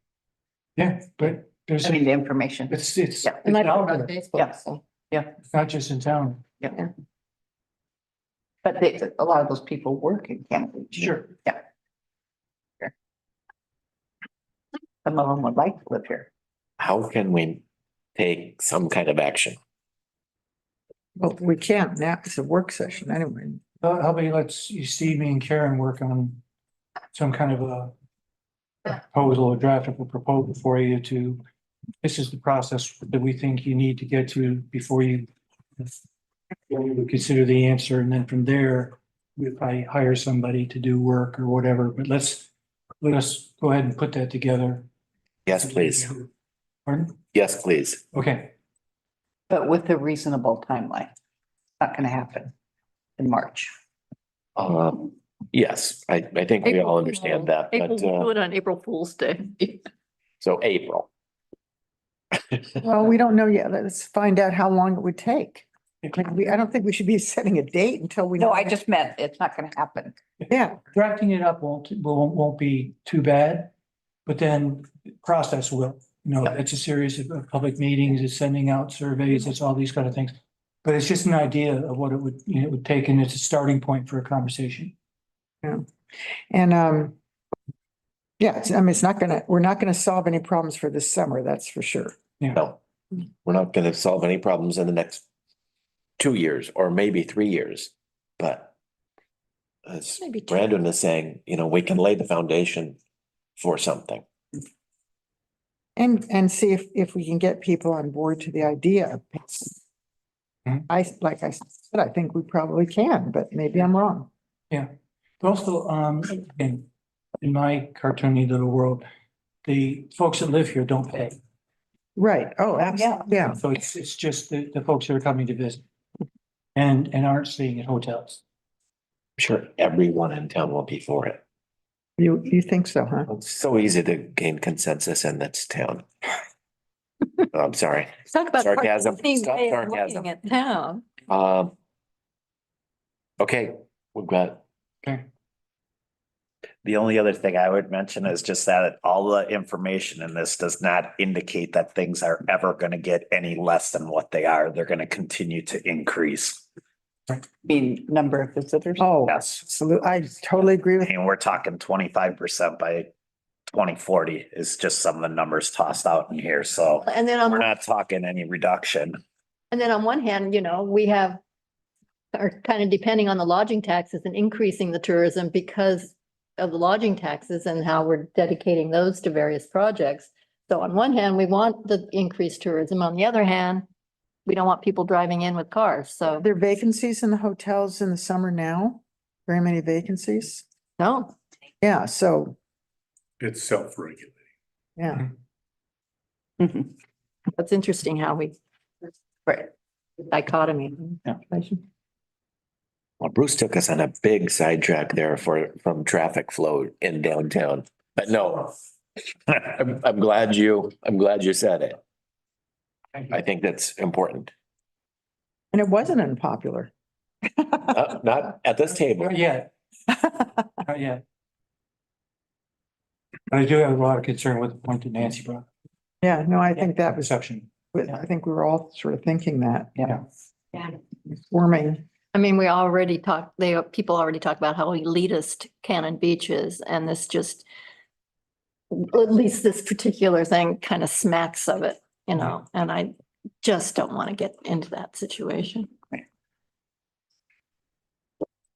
Okay, so where are we in our Is there more on traffic flow in downtown that, less cars? and I mean, a couple of signs, or at least one? Yeah, I mean, I think the sign is an immediate thing that can be done, and I really think it might make a difference. And if it doesn't, we can always take it down. Exactly. It's not like it, It's not gonna hurt. Let's put it Right. that way. Yeah. It's not gonna hurt Hit your anything. head on. it tests. Right. Unless you hit your head. Right. Yeah. Are you listening, Karen? No, she couldn't. Or are you having pizza? Oh, sorry, I didn't want you to hear me chopping my salad up. I 100%, the sign could not hurt at all. Right. And like I say, it's a relatively easy thing for us to do. So we can do that as quickly as you want us to. Well, then can I go on the record with another sign issue that I think is a safety issue? Sure. I think I've mentioned it before, but northbound out of town across the First Street Bridge, people cannot see that stop sign. There needs to be a stop ahead sign. You can't see the stop sign, which is around the corner and hidden under alder trees, in the shade, Are you on the north end of the First Street Fifth- Bridge? on Fifth and Fir. Oh, huh, Uh, really? I mean, I live a block from there, so I see it every day. And I can tell when people are driving 40 miles an hour and they're not going to be able to stop for that stop sign. They see it too late. Some of them just blow right through. Some of them, try to make a panic stop. Some of them stop halfway into the intersection. But I'm surprised something hasn't happened there. I mean, I've had a couple of incidents where I'm starting to turn left and I can see somebody coming 45 miles an hour. Is that the speed limit on that? It's that- 35. Oh, okay. You think people are going the speed limit though? Well, no, I'm just saying, but if they're speeding, I mean, yeah, Uh, they shouldn't be doing that. And to then you begin have with. the elk. Anyway, I don't know how hard that would be or what the process would be for that, but I just see that as a safety issue all the Is that time. a city issue or a highway department issue? Well, City? I Okay. want to clarify, where are you suggesting that the stop ahead sign go? Are you talking about as you're heading north out of town, it would be somewhere before you're crossing the First Street Bridge to tell them there's a stop sign ahead? Yes, Okay, and a repositioning of the stop sign itself, which is right there by Carmen's campground. Oh, you're talking about going out of town? I Yeah. thought you were talking the other. Oh, I way. thought you were talking about coming in. Oh, no. Northbound. well, Yeah. no, that was a little bit of That a speed limit problem, is but 20.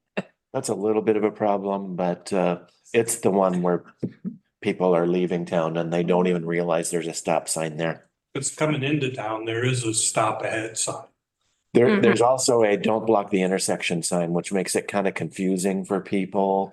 So I've seen some, Two roads are coming together right now. yes, I've seen some people kind of stop in the don't block the intersection, then blow through a stop That's sign. because but- it looks like there's a line right there. It looks like there's a stop line there and it's not. It's the way that the paving is there, but So you're talking to have it on the First Street Bridge? Yeah, right now, just south of the First Street Bridge, there's a pedestrian sign ahead, a crosswalk sign ahead. Yeah. Yeah. So Okay. somewhere in there, Pedestrian and stop sign ahead. it's like, Get your so magic. there's pedestrians, but people are going 45 miles an hour and don't realize there's a stop sign up But there. that So speed limit's 20. Yeah, that's a 20-mile-an-hour speed limit. So that's ridiculous if they're going I 45. know they come through that S curves and Well, if they're going 45 miles an hour in a 20-mile-an-hour zone, they're probably going to run through a stop sign regardless. Yeah, I think you could ask Chris what he thinks about that, because I think there's a lot of California stops and a lot of locals that just blow through it as well as visitors. So I was gonna ask Chris, have you seen it? Oh, the stop sign down there? Yeah, I mean, the guys generally will sit there in the RV park because they know they can go down there and catch people kind of going through the stop sign. Oh, so it's a fundraiser for this. How are we gonna get that this week? Something, and, you know, they like to claim they didn't see the stop sign. That's a convenient excuse, but I hear you, Gary. We have made some adjustments because that intersection is confusing, especially the don't block the intersection with Beach coming up there. It's one of those tricky locations. There's no doubt about it. Yeah, it comes up on you fast. Honestly, certain times of year, you can't see that stop sign until you're halfway across the bridge. Yep. Yeah, until they do their trimming, their vegetation trimming, that can get like that. I think that's a simple add. If you want us to do it, we can put that on our list and get it done within the couple of weeks. Well, I would. Okay. Yeah, I think it's a good idea. Yeah. Makes Let's it try to make, safer. yeah, let's try to make. it Make anything safer. that makes it safer is fine with me. Yeah. Okay. Steve, did you have something? No.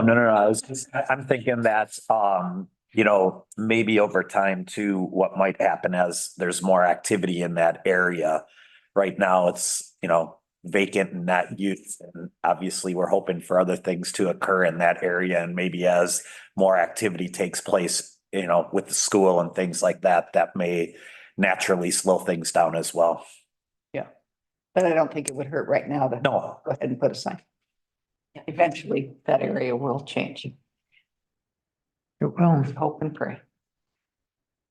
Okay, Traffic flowing downtown. I got no more ideas. There was a bus stop that was requested for that area as well. So, but we've held that off until we see what happens with the renovation of the school. Right. So, Yeah. right. Right. yep, North of the bridge or south of the bridge? It's so This side of, South. Mhm. Yeah, Fern- by Elk Creek Park or whatever that is. yeah, yeah, somewhere around in that area, Old Creek Park. pending this available. Yeah. good. But these changes you mentioned, we can move on those now if you'd like us to do that. Recognizing there could be some further changes that need to be made once the school is dealt with. Yeah. Yep. Okay. Okay, everybody in agreement with that? Yeah. Okay. Anything else on our list on the background?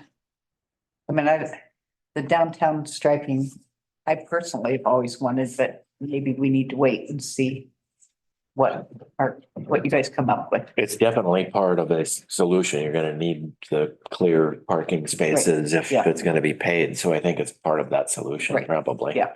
I mean, right now, it would gain us a few spaces if it was more defined, people wouldn't leave Right. as much space, Right. but actually park in a space, but Yeah. I'm not sure that has a whole lot to gain there.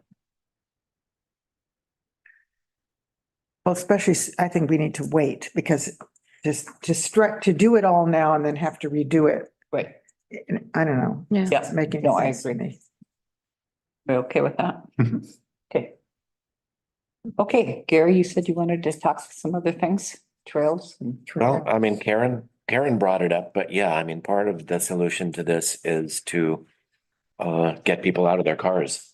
And I see Cannon Beach as a pedestrian destination. I would like to see Cannon Beach as a better bicycle destination. And so I feel like trails need to be in this conversation.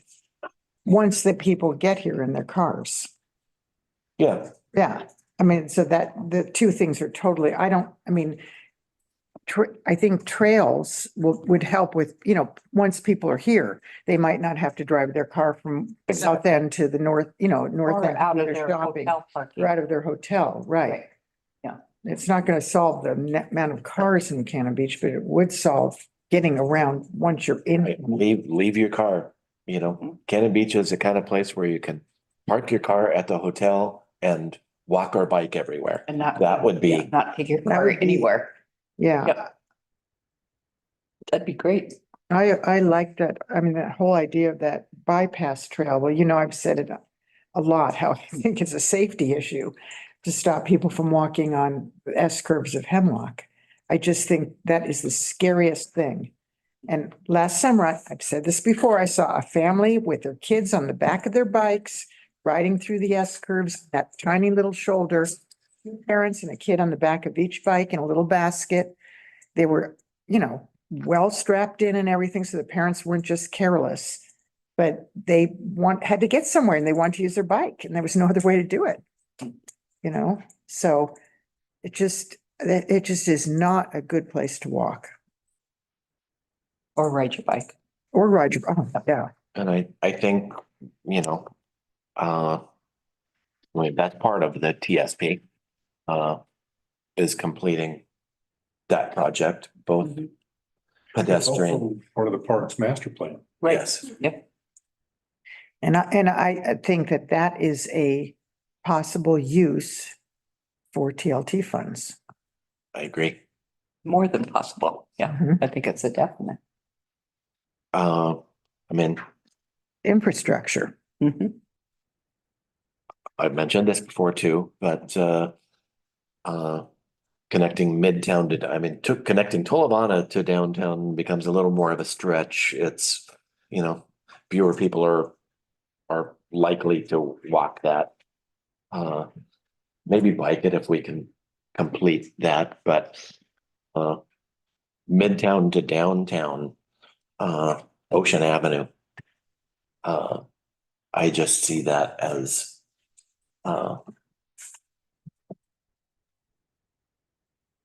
something that should be promoted as a pedestrian access to downtown. Yeah, you can walk on Hemlock Street.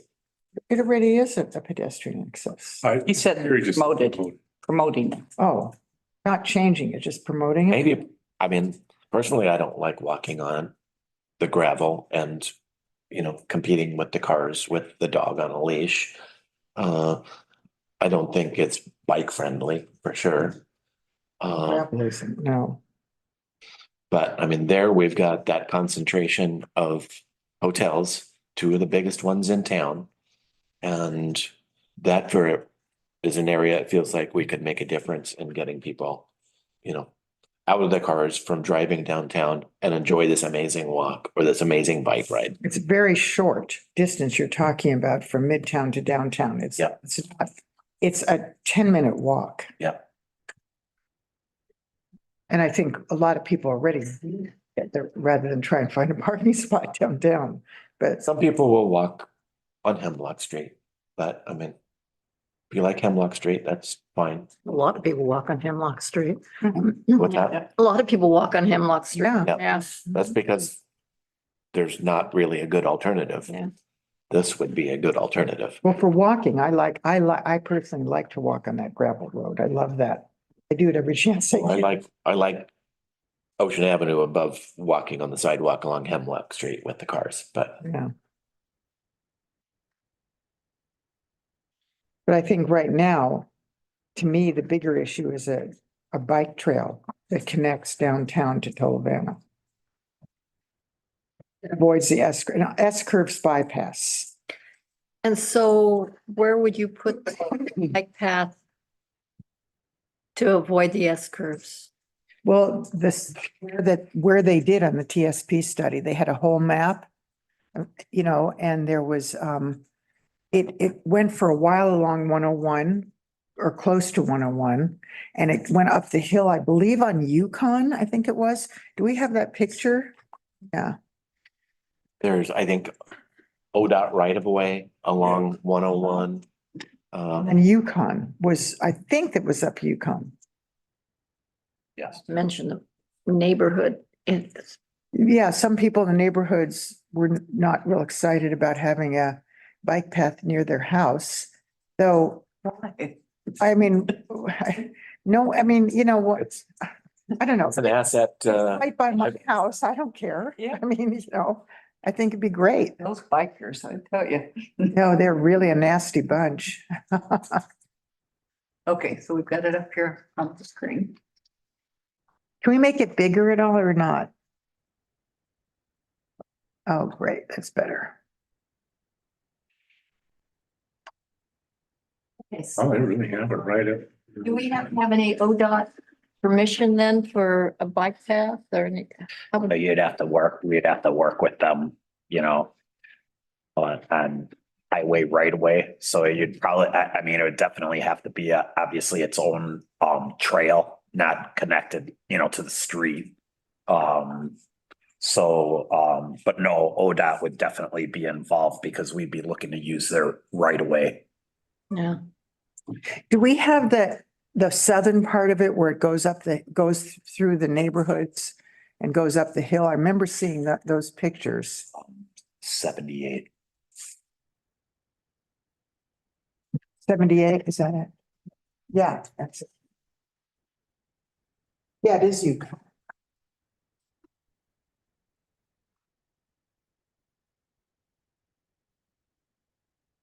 How close is that to 101?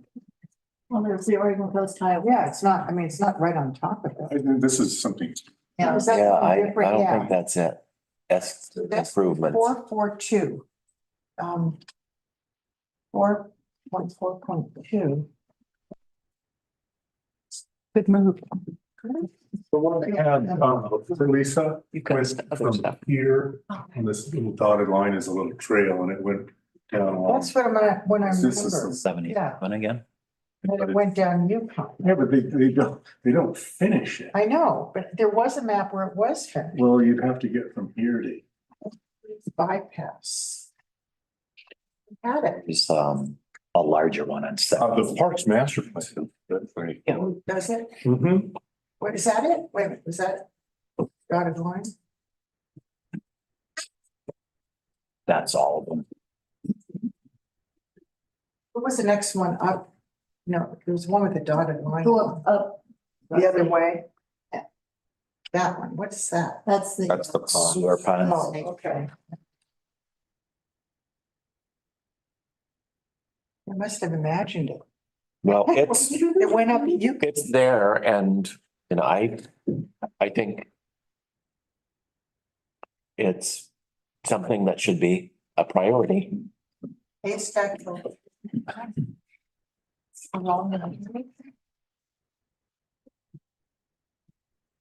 Yeah, but it was separate, not, you know, it's not a shoulder of the highway. There's trees between it and the highway. That's how I remember. it. Yeah. Well, right on that map, it's right on the. Yeah, that's not what I remember. Come to our meeting. All right. Lisa, what Well- for the rest? I like this project as part of transportation system plan, parks plan. I don't think it would have as big of an impact on getting people out of their cars as an Ocean Avenue improvement. So which would you want to do first? What kind of improvement would you want on Ocean Avenue? I don't even want to say. Why But not? a trail that's not a gravel road. mean, something on the adjacent to the road. Yeah. Towards the ocean. Yeah. Kind of, well, there's a small section of sidewalk to the, There is one block that is sidewalk. to something like that. Sure, it'd be nice to have something that kind of meander. So it'd be Yeah. meandering through the dunes then, basically. Well, I'm not sure what space is available to do something, but it would have to be part of the roadside likely. Mhm. And there's nothing in the TSP plan on that. I think ocean might be identified just a little bit in terms of, that there might be some suggestions of considering doing something along it, but there's no like formal specification or design to kind of show, other than just acknowledging that it could be done. Yeah, that's one that I would like to see Flesh, added to the plan if possible. you're talking about from, We're talking Ocean Avenue now. oh, There's a section here that talks about Hemlock shoulder improvements. And that little section of Pacific is included in there. Oh, that's Pacific, Ocean, I'm sorry, further north. And then, yeah, there's a little bit of a South Hemlock shoulder improvements, and it does show kind of, oh no, that's Pacific again. So I'm looking at Pacific, not, I don't see any Ocean, yeah. Pacific. I'm I don't- higher south, sorry about that. Yeah, and to me, that Ocean Avenue thing is so much less a priority than, because there is a way to walk there if you want to. You can walk there. It's not, without it being a safety issue to the extent that it is on the S. Serious, I really am afraid that we're gonna have something happen on the S curves with all these families, and If there's any development on, yeah, any more I like development. that on project. I Esther. think it could happen. I just think we could make a bigger impact in getting people out of their cars from midtown to downtown. I already, that's less, it's a quarter of a mile. I don't. Yep. I mean, it's not. I think people already are walking that. Yeah, I I don't agree. I see- think Are they I think biking the it? S curves is more. Might not be biking it, but they're walking it. Would you want to bike on No, Hemlock through I there? also don't want to see that paved. So, I don't know what the options are, but no, Well, it doesn't have to be paved. no, he's Or talking about bikeable. bikeable. He wants it bikeable. Well.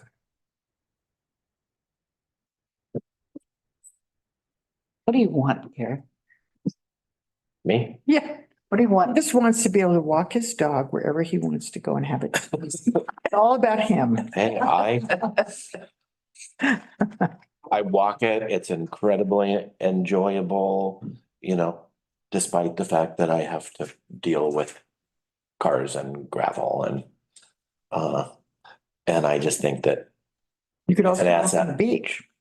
There, you a know, lot of choices. So would you eliminate the gravel or eliminate cars? I'd love to Purple. eliminate the cars. Yeah, but you've got residents that along there too. Yeah, there's one block that it doesn't look like any residence requires Ocean Avenue access, and then there's another block where there is some. Yeah. And then one that is already the sidewalk. Yeah. So And then it's just kind of a short little section mismatch. of just trail only that goes through the Salal. I So love, cute. I love that. I love that. I like that little, Friend of mine. Yeah. Got on the Public Works Committee just so that he could ask them to trim that. Oh, see, I like it when it's really high and it's on. No, it just So got trimmed way back, so I know. I was on it today and I was really disappointed. I don't know. It seems like kind of what I'm hearing is you want a sidewalk that runs parallel to the road. Is that, am I hearing you correctly? I would like to improve bike access from midtown to downtown. Okay. and not on Hemlock. Hemlock is, I can't see it even. Well, then being a there's viable always option. spruce. I mean, Yeah, spruce is scary too. Yeah, it is. So I think that might actually be in the it is, it's in transportation the system TSP, plan, yes. Yeah. but And Lolly is convinced that we're gonna put sidewalks all along there. You know, if, Tear a- down you can trees. do it, but I mean, are people going to want to do it? It's like, yeah, let's go down here and then right alongside this road. Mhm.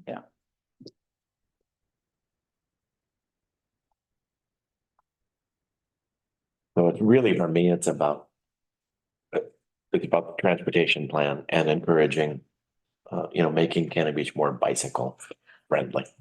Well, if I were, if anybody asked me my preference for, if we were gonna move forward on trails, I would say that the S curve is more imperative than Ocean Avenue because of the safety factor. It really, but it's also gonna be more difficult, I think. I know, much more difficult. Yeah, Believe me, I would enjoy it.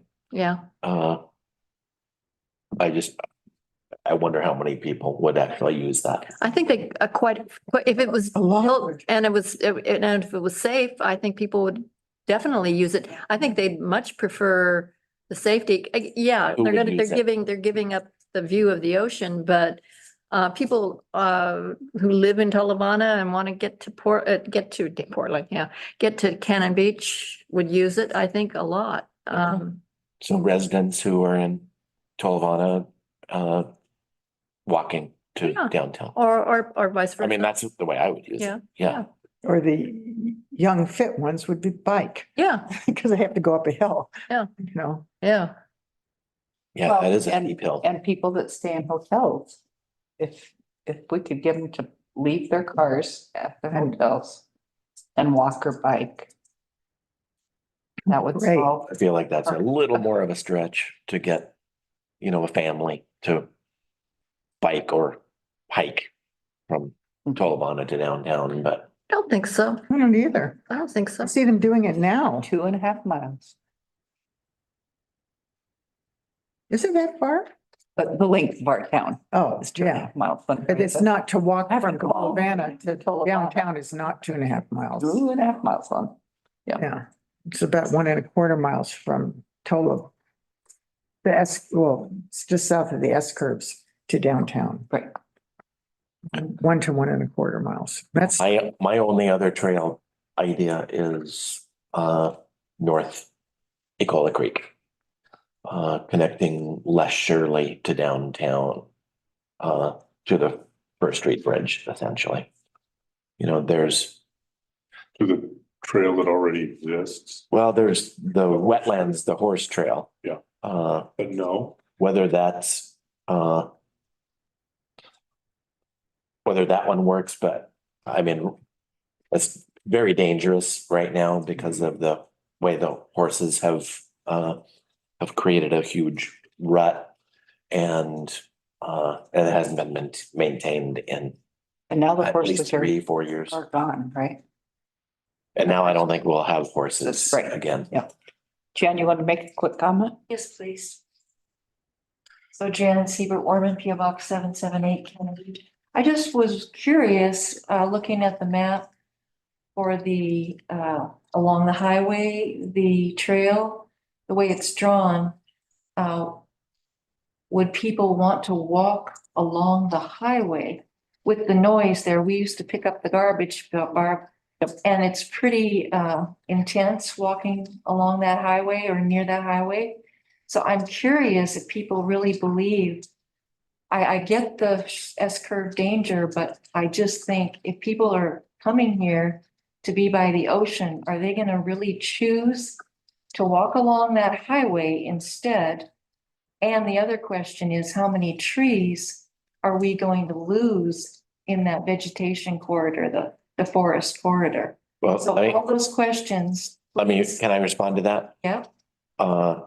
The bike plan is to run up there and then continue on ODOT right of way. But there is a trail right now Oh, yeah. that goes up into Haystack Hill State Park. So anybody walking would actually get this beautiful forest I walk. see it goes into that. Yes. So I didn't see that on the map. No, and I don't know. I think that was the bike trail Yeah, essentially. the map you were looking at. But I remember part of the discussion, people were talking about, walking or riding their bike or walking through the woods. They talked, so there was a drawing at one time, I'm sure of it, that didn't go right on the highway, but close to it with trees on both sides. I totally agree with you, Jan. No one's gonna I want. would not do it. That's not an enjoyable experience for me. So if we're really talking about this seriously, we need to get the correct maps and things and really talk about what we're really doing, because this is very Yeah. confusing. I don't walk on the east side of the ponds because you're just there with cars roaring That's by. why I mentioned Spruce, because Spruce goes right up into that, right up the path. I mean, you just go up Spruce and then their path is right up there in the Yes. trees and it leads right to the haystack. Yeah, There just isn't, that's why I mentioned Spruce. Huh? there isn't currently an outlet. That's true. That's Yeah, why. it kind of gets Do lost something up there. about that. So if it continued from there, That would be very different if you went up that hill. yeah. Yeah, That would be totally different. yeah, that, Yep. Let's get some, more Okay, information thank on you. that. Thank you. What's in the Parks Master Plan about that? Did we look at that while I was in the Washington? Okay, so there might be a drawing or Yeah, a schematic in that would Yeah. solve that it's problem. like forever ago since we did the Parks Master. It wasn't a few years. It wasn't? It was forever. Oh, okay, I thought it was. so back to that wetlands trail or some kind of trail that connects Les Shirley to First Street Bridge. I mean, right now you've got Fifth Street, which so you're walking a narrow sidewalk. There's no bike lane. So you're actually walking right next to cars. It's I think that's an opportunity to do something that would really make walking Well, an experience. I remember that there was a discussion about this at one time and there was a reason for not doing it that had to do with some kind of some wetlands thing or something. I can't remember what it was, but I thought you were there when it. Oh, when that I probably brought it up because I was concerned that it wouldn't let us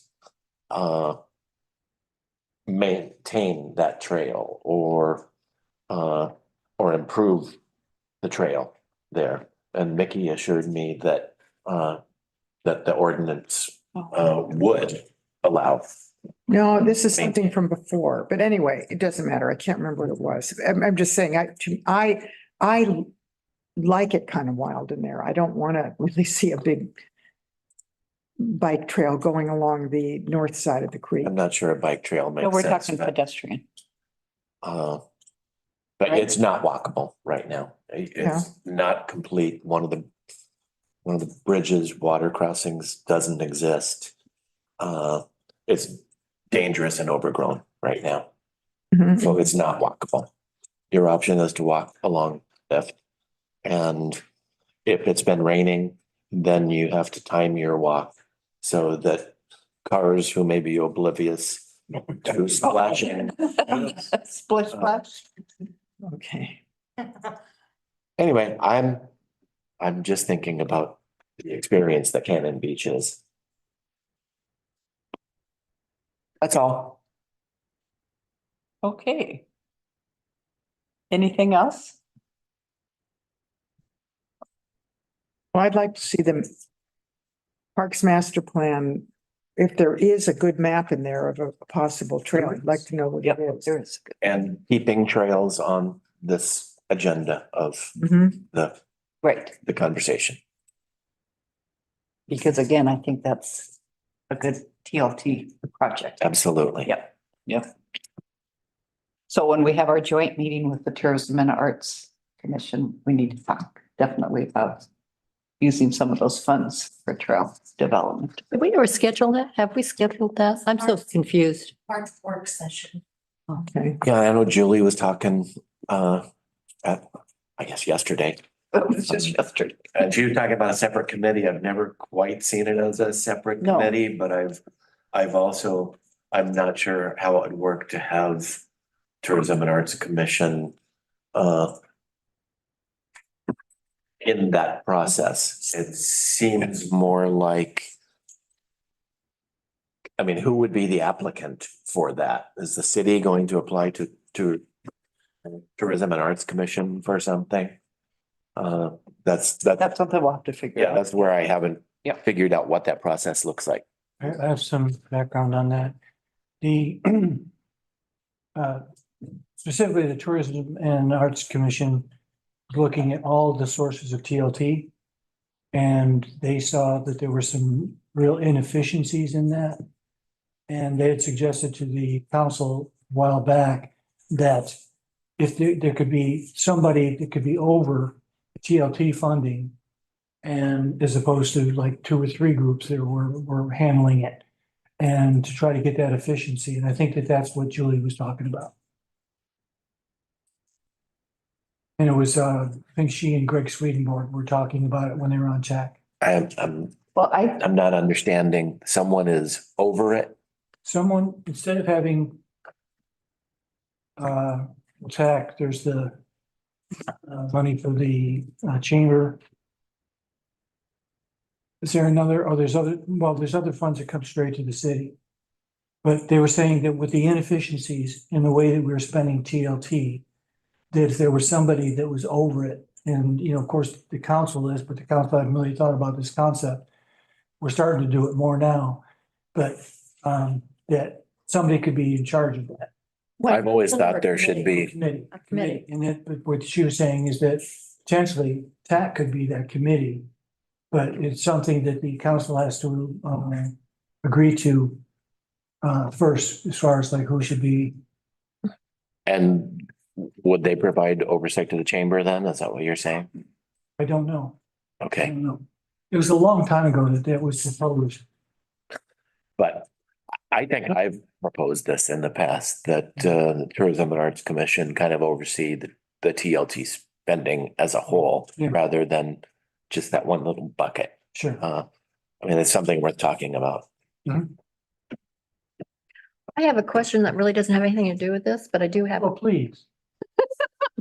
Let's spend another hour here. I just wanted to get an update on something that I thought I read it on an agenda of one of the committees. I think it was DRB, but I don't know. What is the update on the Fernwood? How do you, it's that wetlands on Hemlock, Forest lawn? Forest Lawn. I always want to call it Fernwood, Forest Lawn. Is there what's the update? Yeah. So the applicant had proposed a duplex type dwelling for that, and they had to come to the plan commission to do a pedestrian path or footbridge over a portion of wetlands. And the plan commission approved that at their last meeting. Now it's at the design review board for their review and consideration. That's what I thought I read. When is that happening? That meeting is 2 weeks. Tuesday, the 20, is it? Yeah, I don't have the calendar. Yeah. At a different, Or I'm sorry, I think it's when? Be Thursday. It's a special night. Yeah, it's a different night. So I think it's is it the Tuesday or what? I know it's on I don't have it on my calendar. Is it just one duplex on that whole property they're proposing? That's correct. Just one duplex. Right. Nothing else, they're not gonna do, they're no longer asking to do the 4 houses or whatever. There's a duplex and a detached garage. But it's That's 2,000. it so far. Yeah, and we're talking about, It's the duplex definition that the ordinance has considers a duplex with common or not a common wall. So they're 2 separate structures. Considered a. and it's a private, Is that different than 2 houses? That's what the city of Cannon Beach defines a duplex as.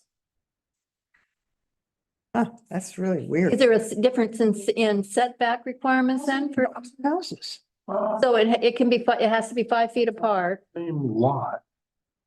or 10 feet would be 10 feet apart. Yeah, you can't have It's two separate structures, two dwelling units. Well, just because Considered a duplex. Yes, two houses on one. Private What's footbridge, the date on it? 21st. the private footbridge. Oh, we haven't. yeah, that's correct. It's still. It is. What did you say, Russ? 21st. Design review. Yeah. Okay. Okay, It just, Other I don't see how you call it questions? duplex. What distinguishes it from building two houses on one are we having a discussion here? lot? Yeah. Okay, I'm trying to find out what distinguishes two houses on one lot from a duplex where you allow two houses on one lot from two houses on one lot. What's the difference? That's how our definition defines a duplex is with or without a common wall. What is So the difference between one of those two things? from my perspective, you have the ordinance that says you can have two separate dwelling units. They don't have to be a common wall. A duplex oftentimes is an up and down or a side by side that's connected. Right. And our definition states that you can have a common wall or not have a common wall. Okay, so- It's considered two dwelling units on the parcel. So in essence, it's two structures. And but is there, what space, is there a requirement for how far apart they? I don't know that offhand, maybe 10 feet. So in other words, Like two- if you're zoned for a duplex, you can have two separate houses on a lot. That's correct. Isn't that what? So when we're doing the code update, and if people have an issue with that, that's probably the time to change that definition. Right. Yeah. I have a big issue with it. Yeah. Why? Two houses on one small lot? Dwelling units, yes. No, I think you can have two dwelling units with a common wall. Because it takes up less What about footage. It's FAR? guys, well, let's, Same requirements as far as what's allowed in the R2 zoning district. it's not. I thought that's what he just said. It's probably, do we Not have part of this anything else we need to discuss tonight? I think we're getting a little cranky. We need And I'm not talking about me. Okay, we're trying to be kind and respectful, I know. But even if we disagree, which would be Yeah. nice in this community. Yeah, If there was more exactly. of that. Yeah, I believe me. just heard you say we're being kind of respectful. Kind of respectful. Kind of. No, kind of respectful. Okay, is there anything else anyone needs to talk about? Okay, meeting is adjourned. Thank you all. Thanks, city staff. For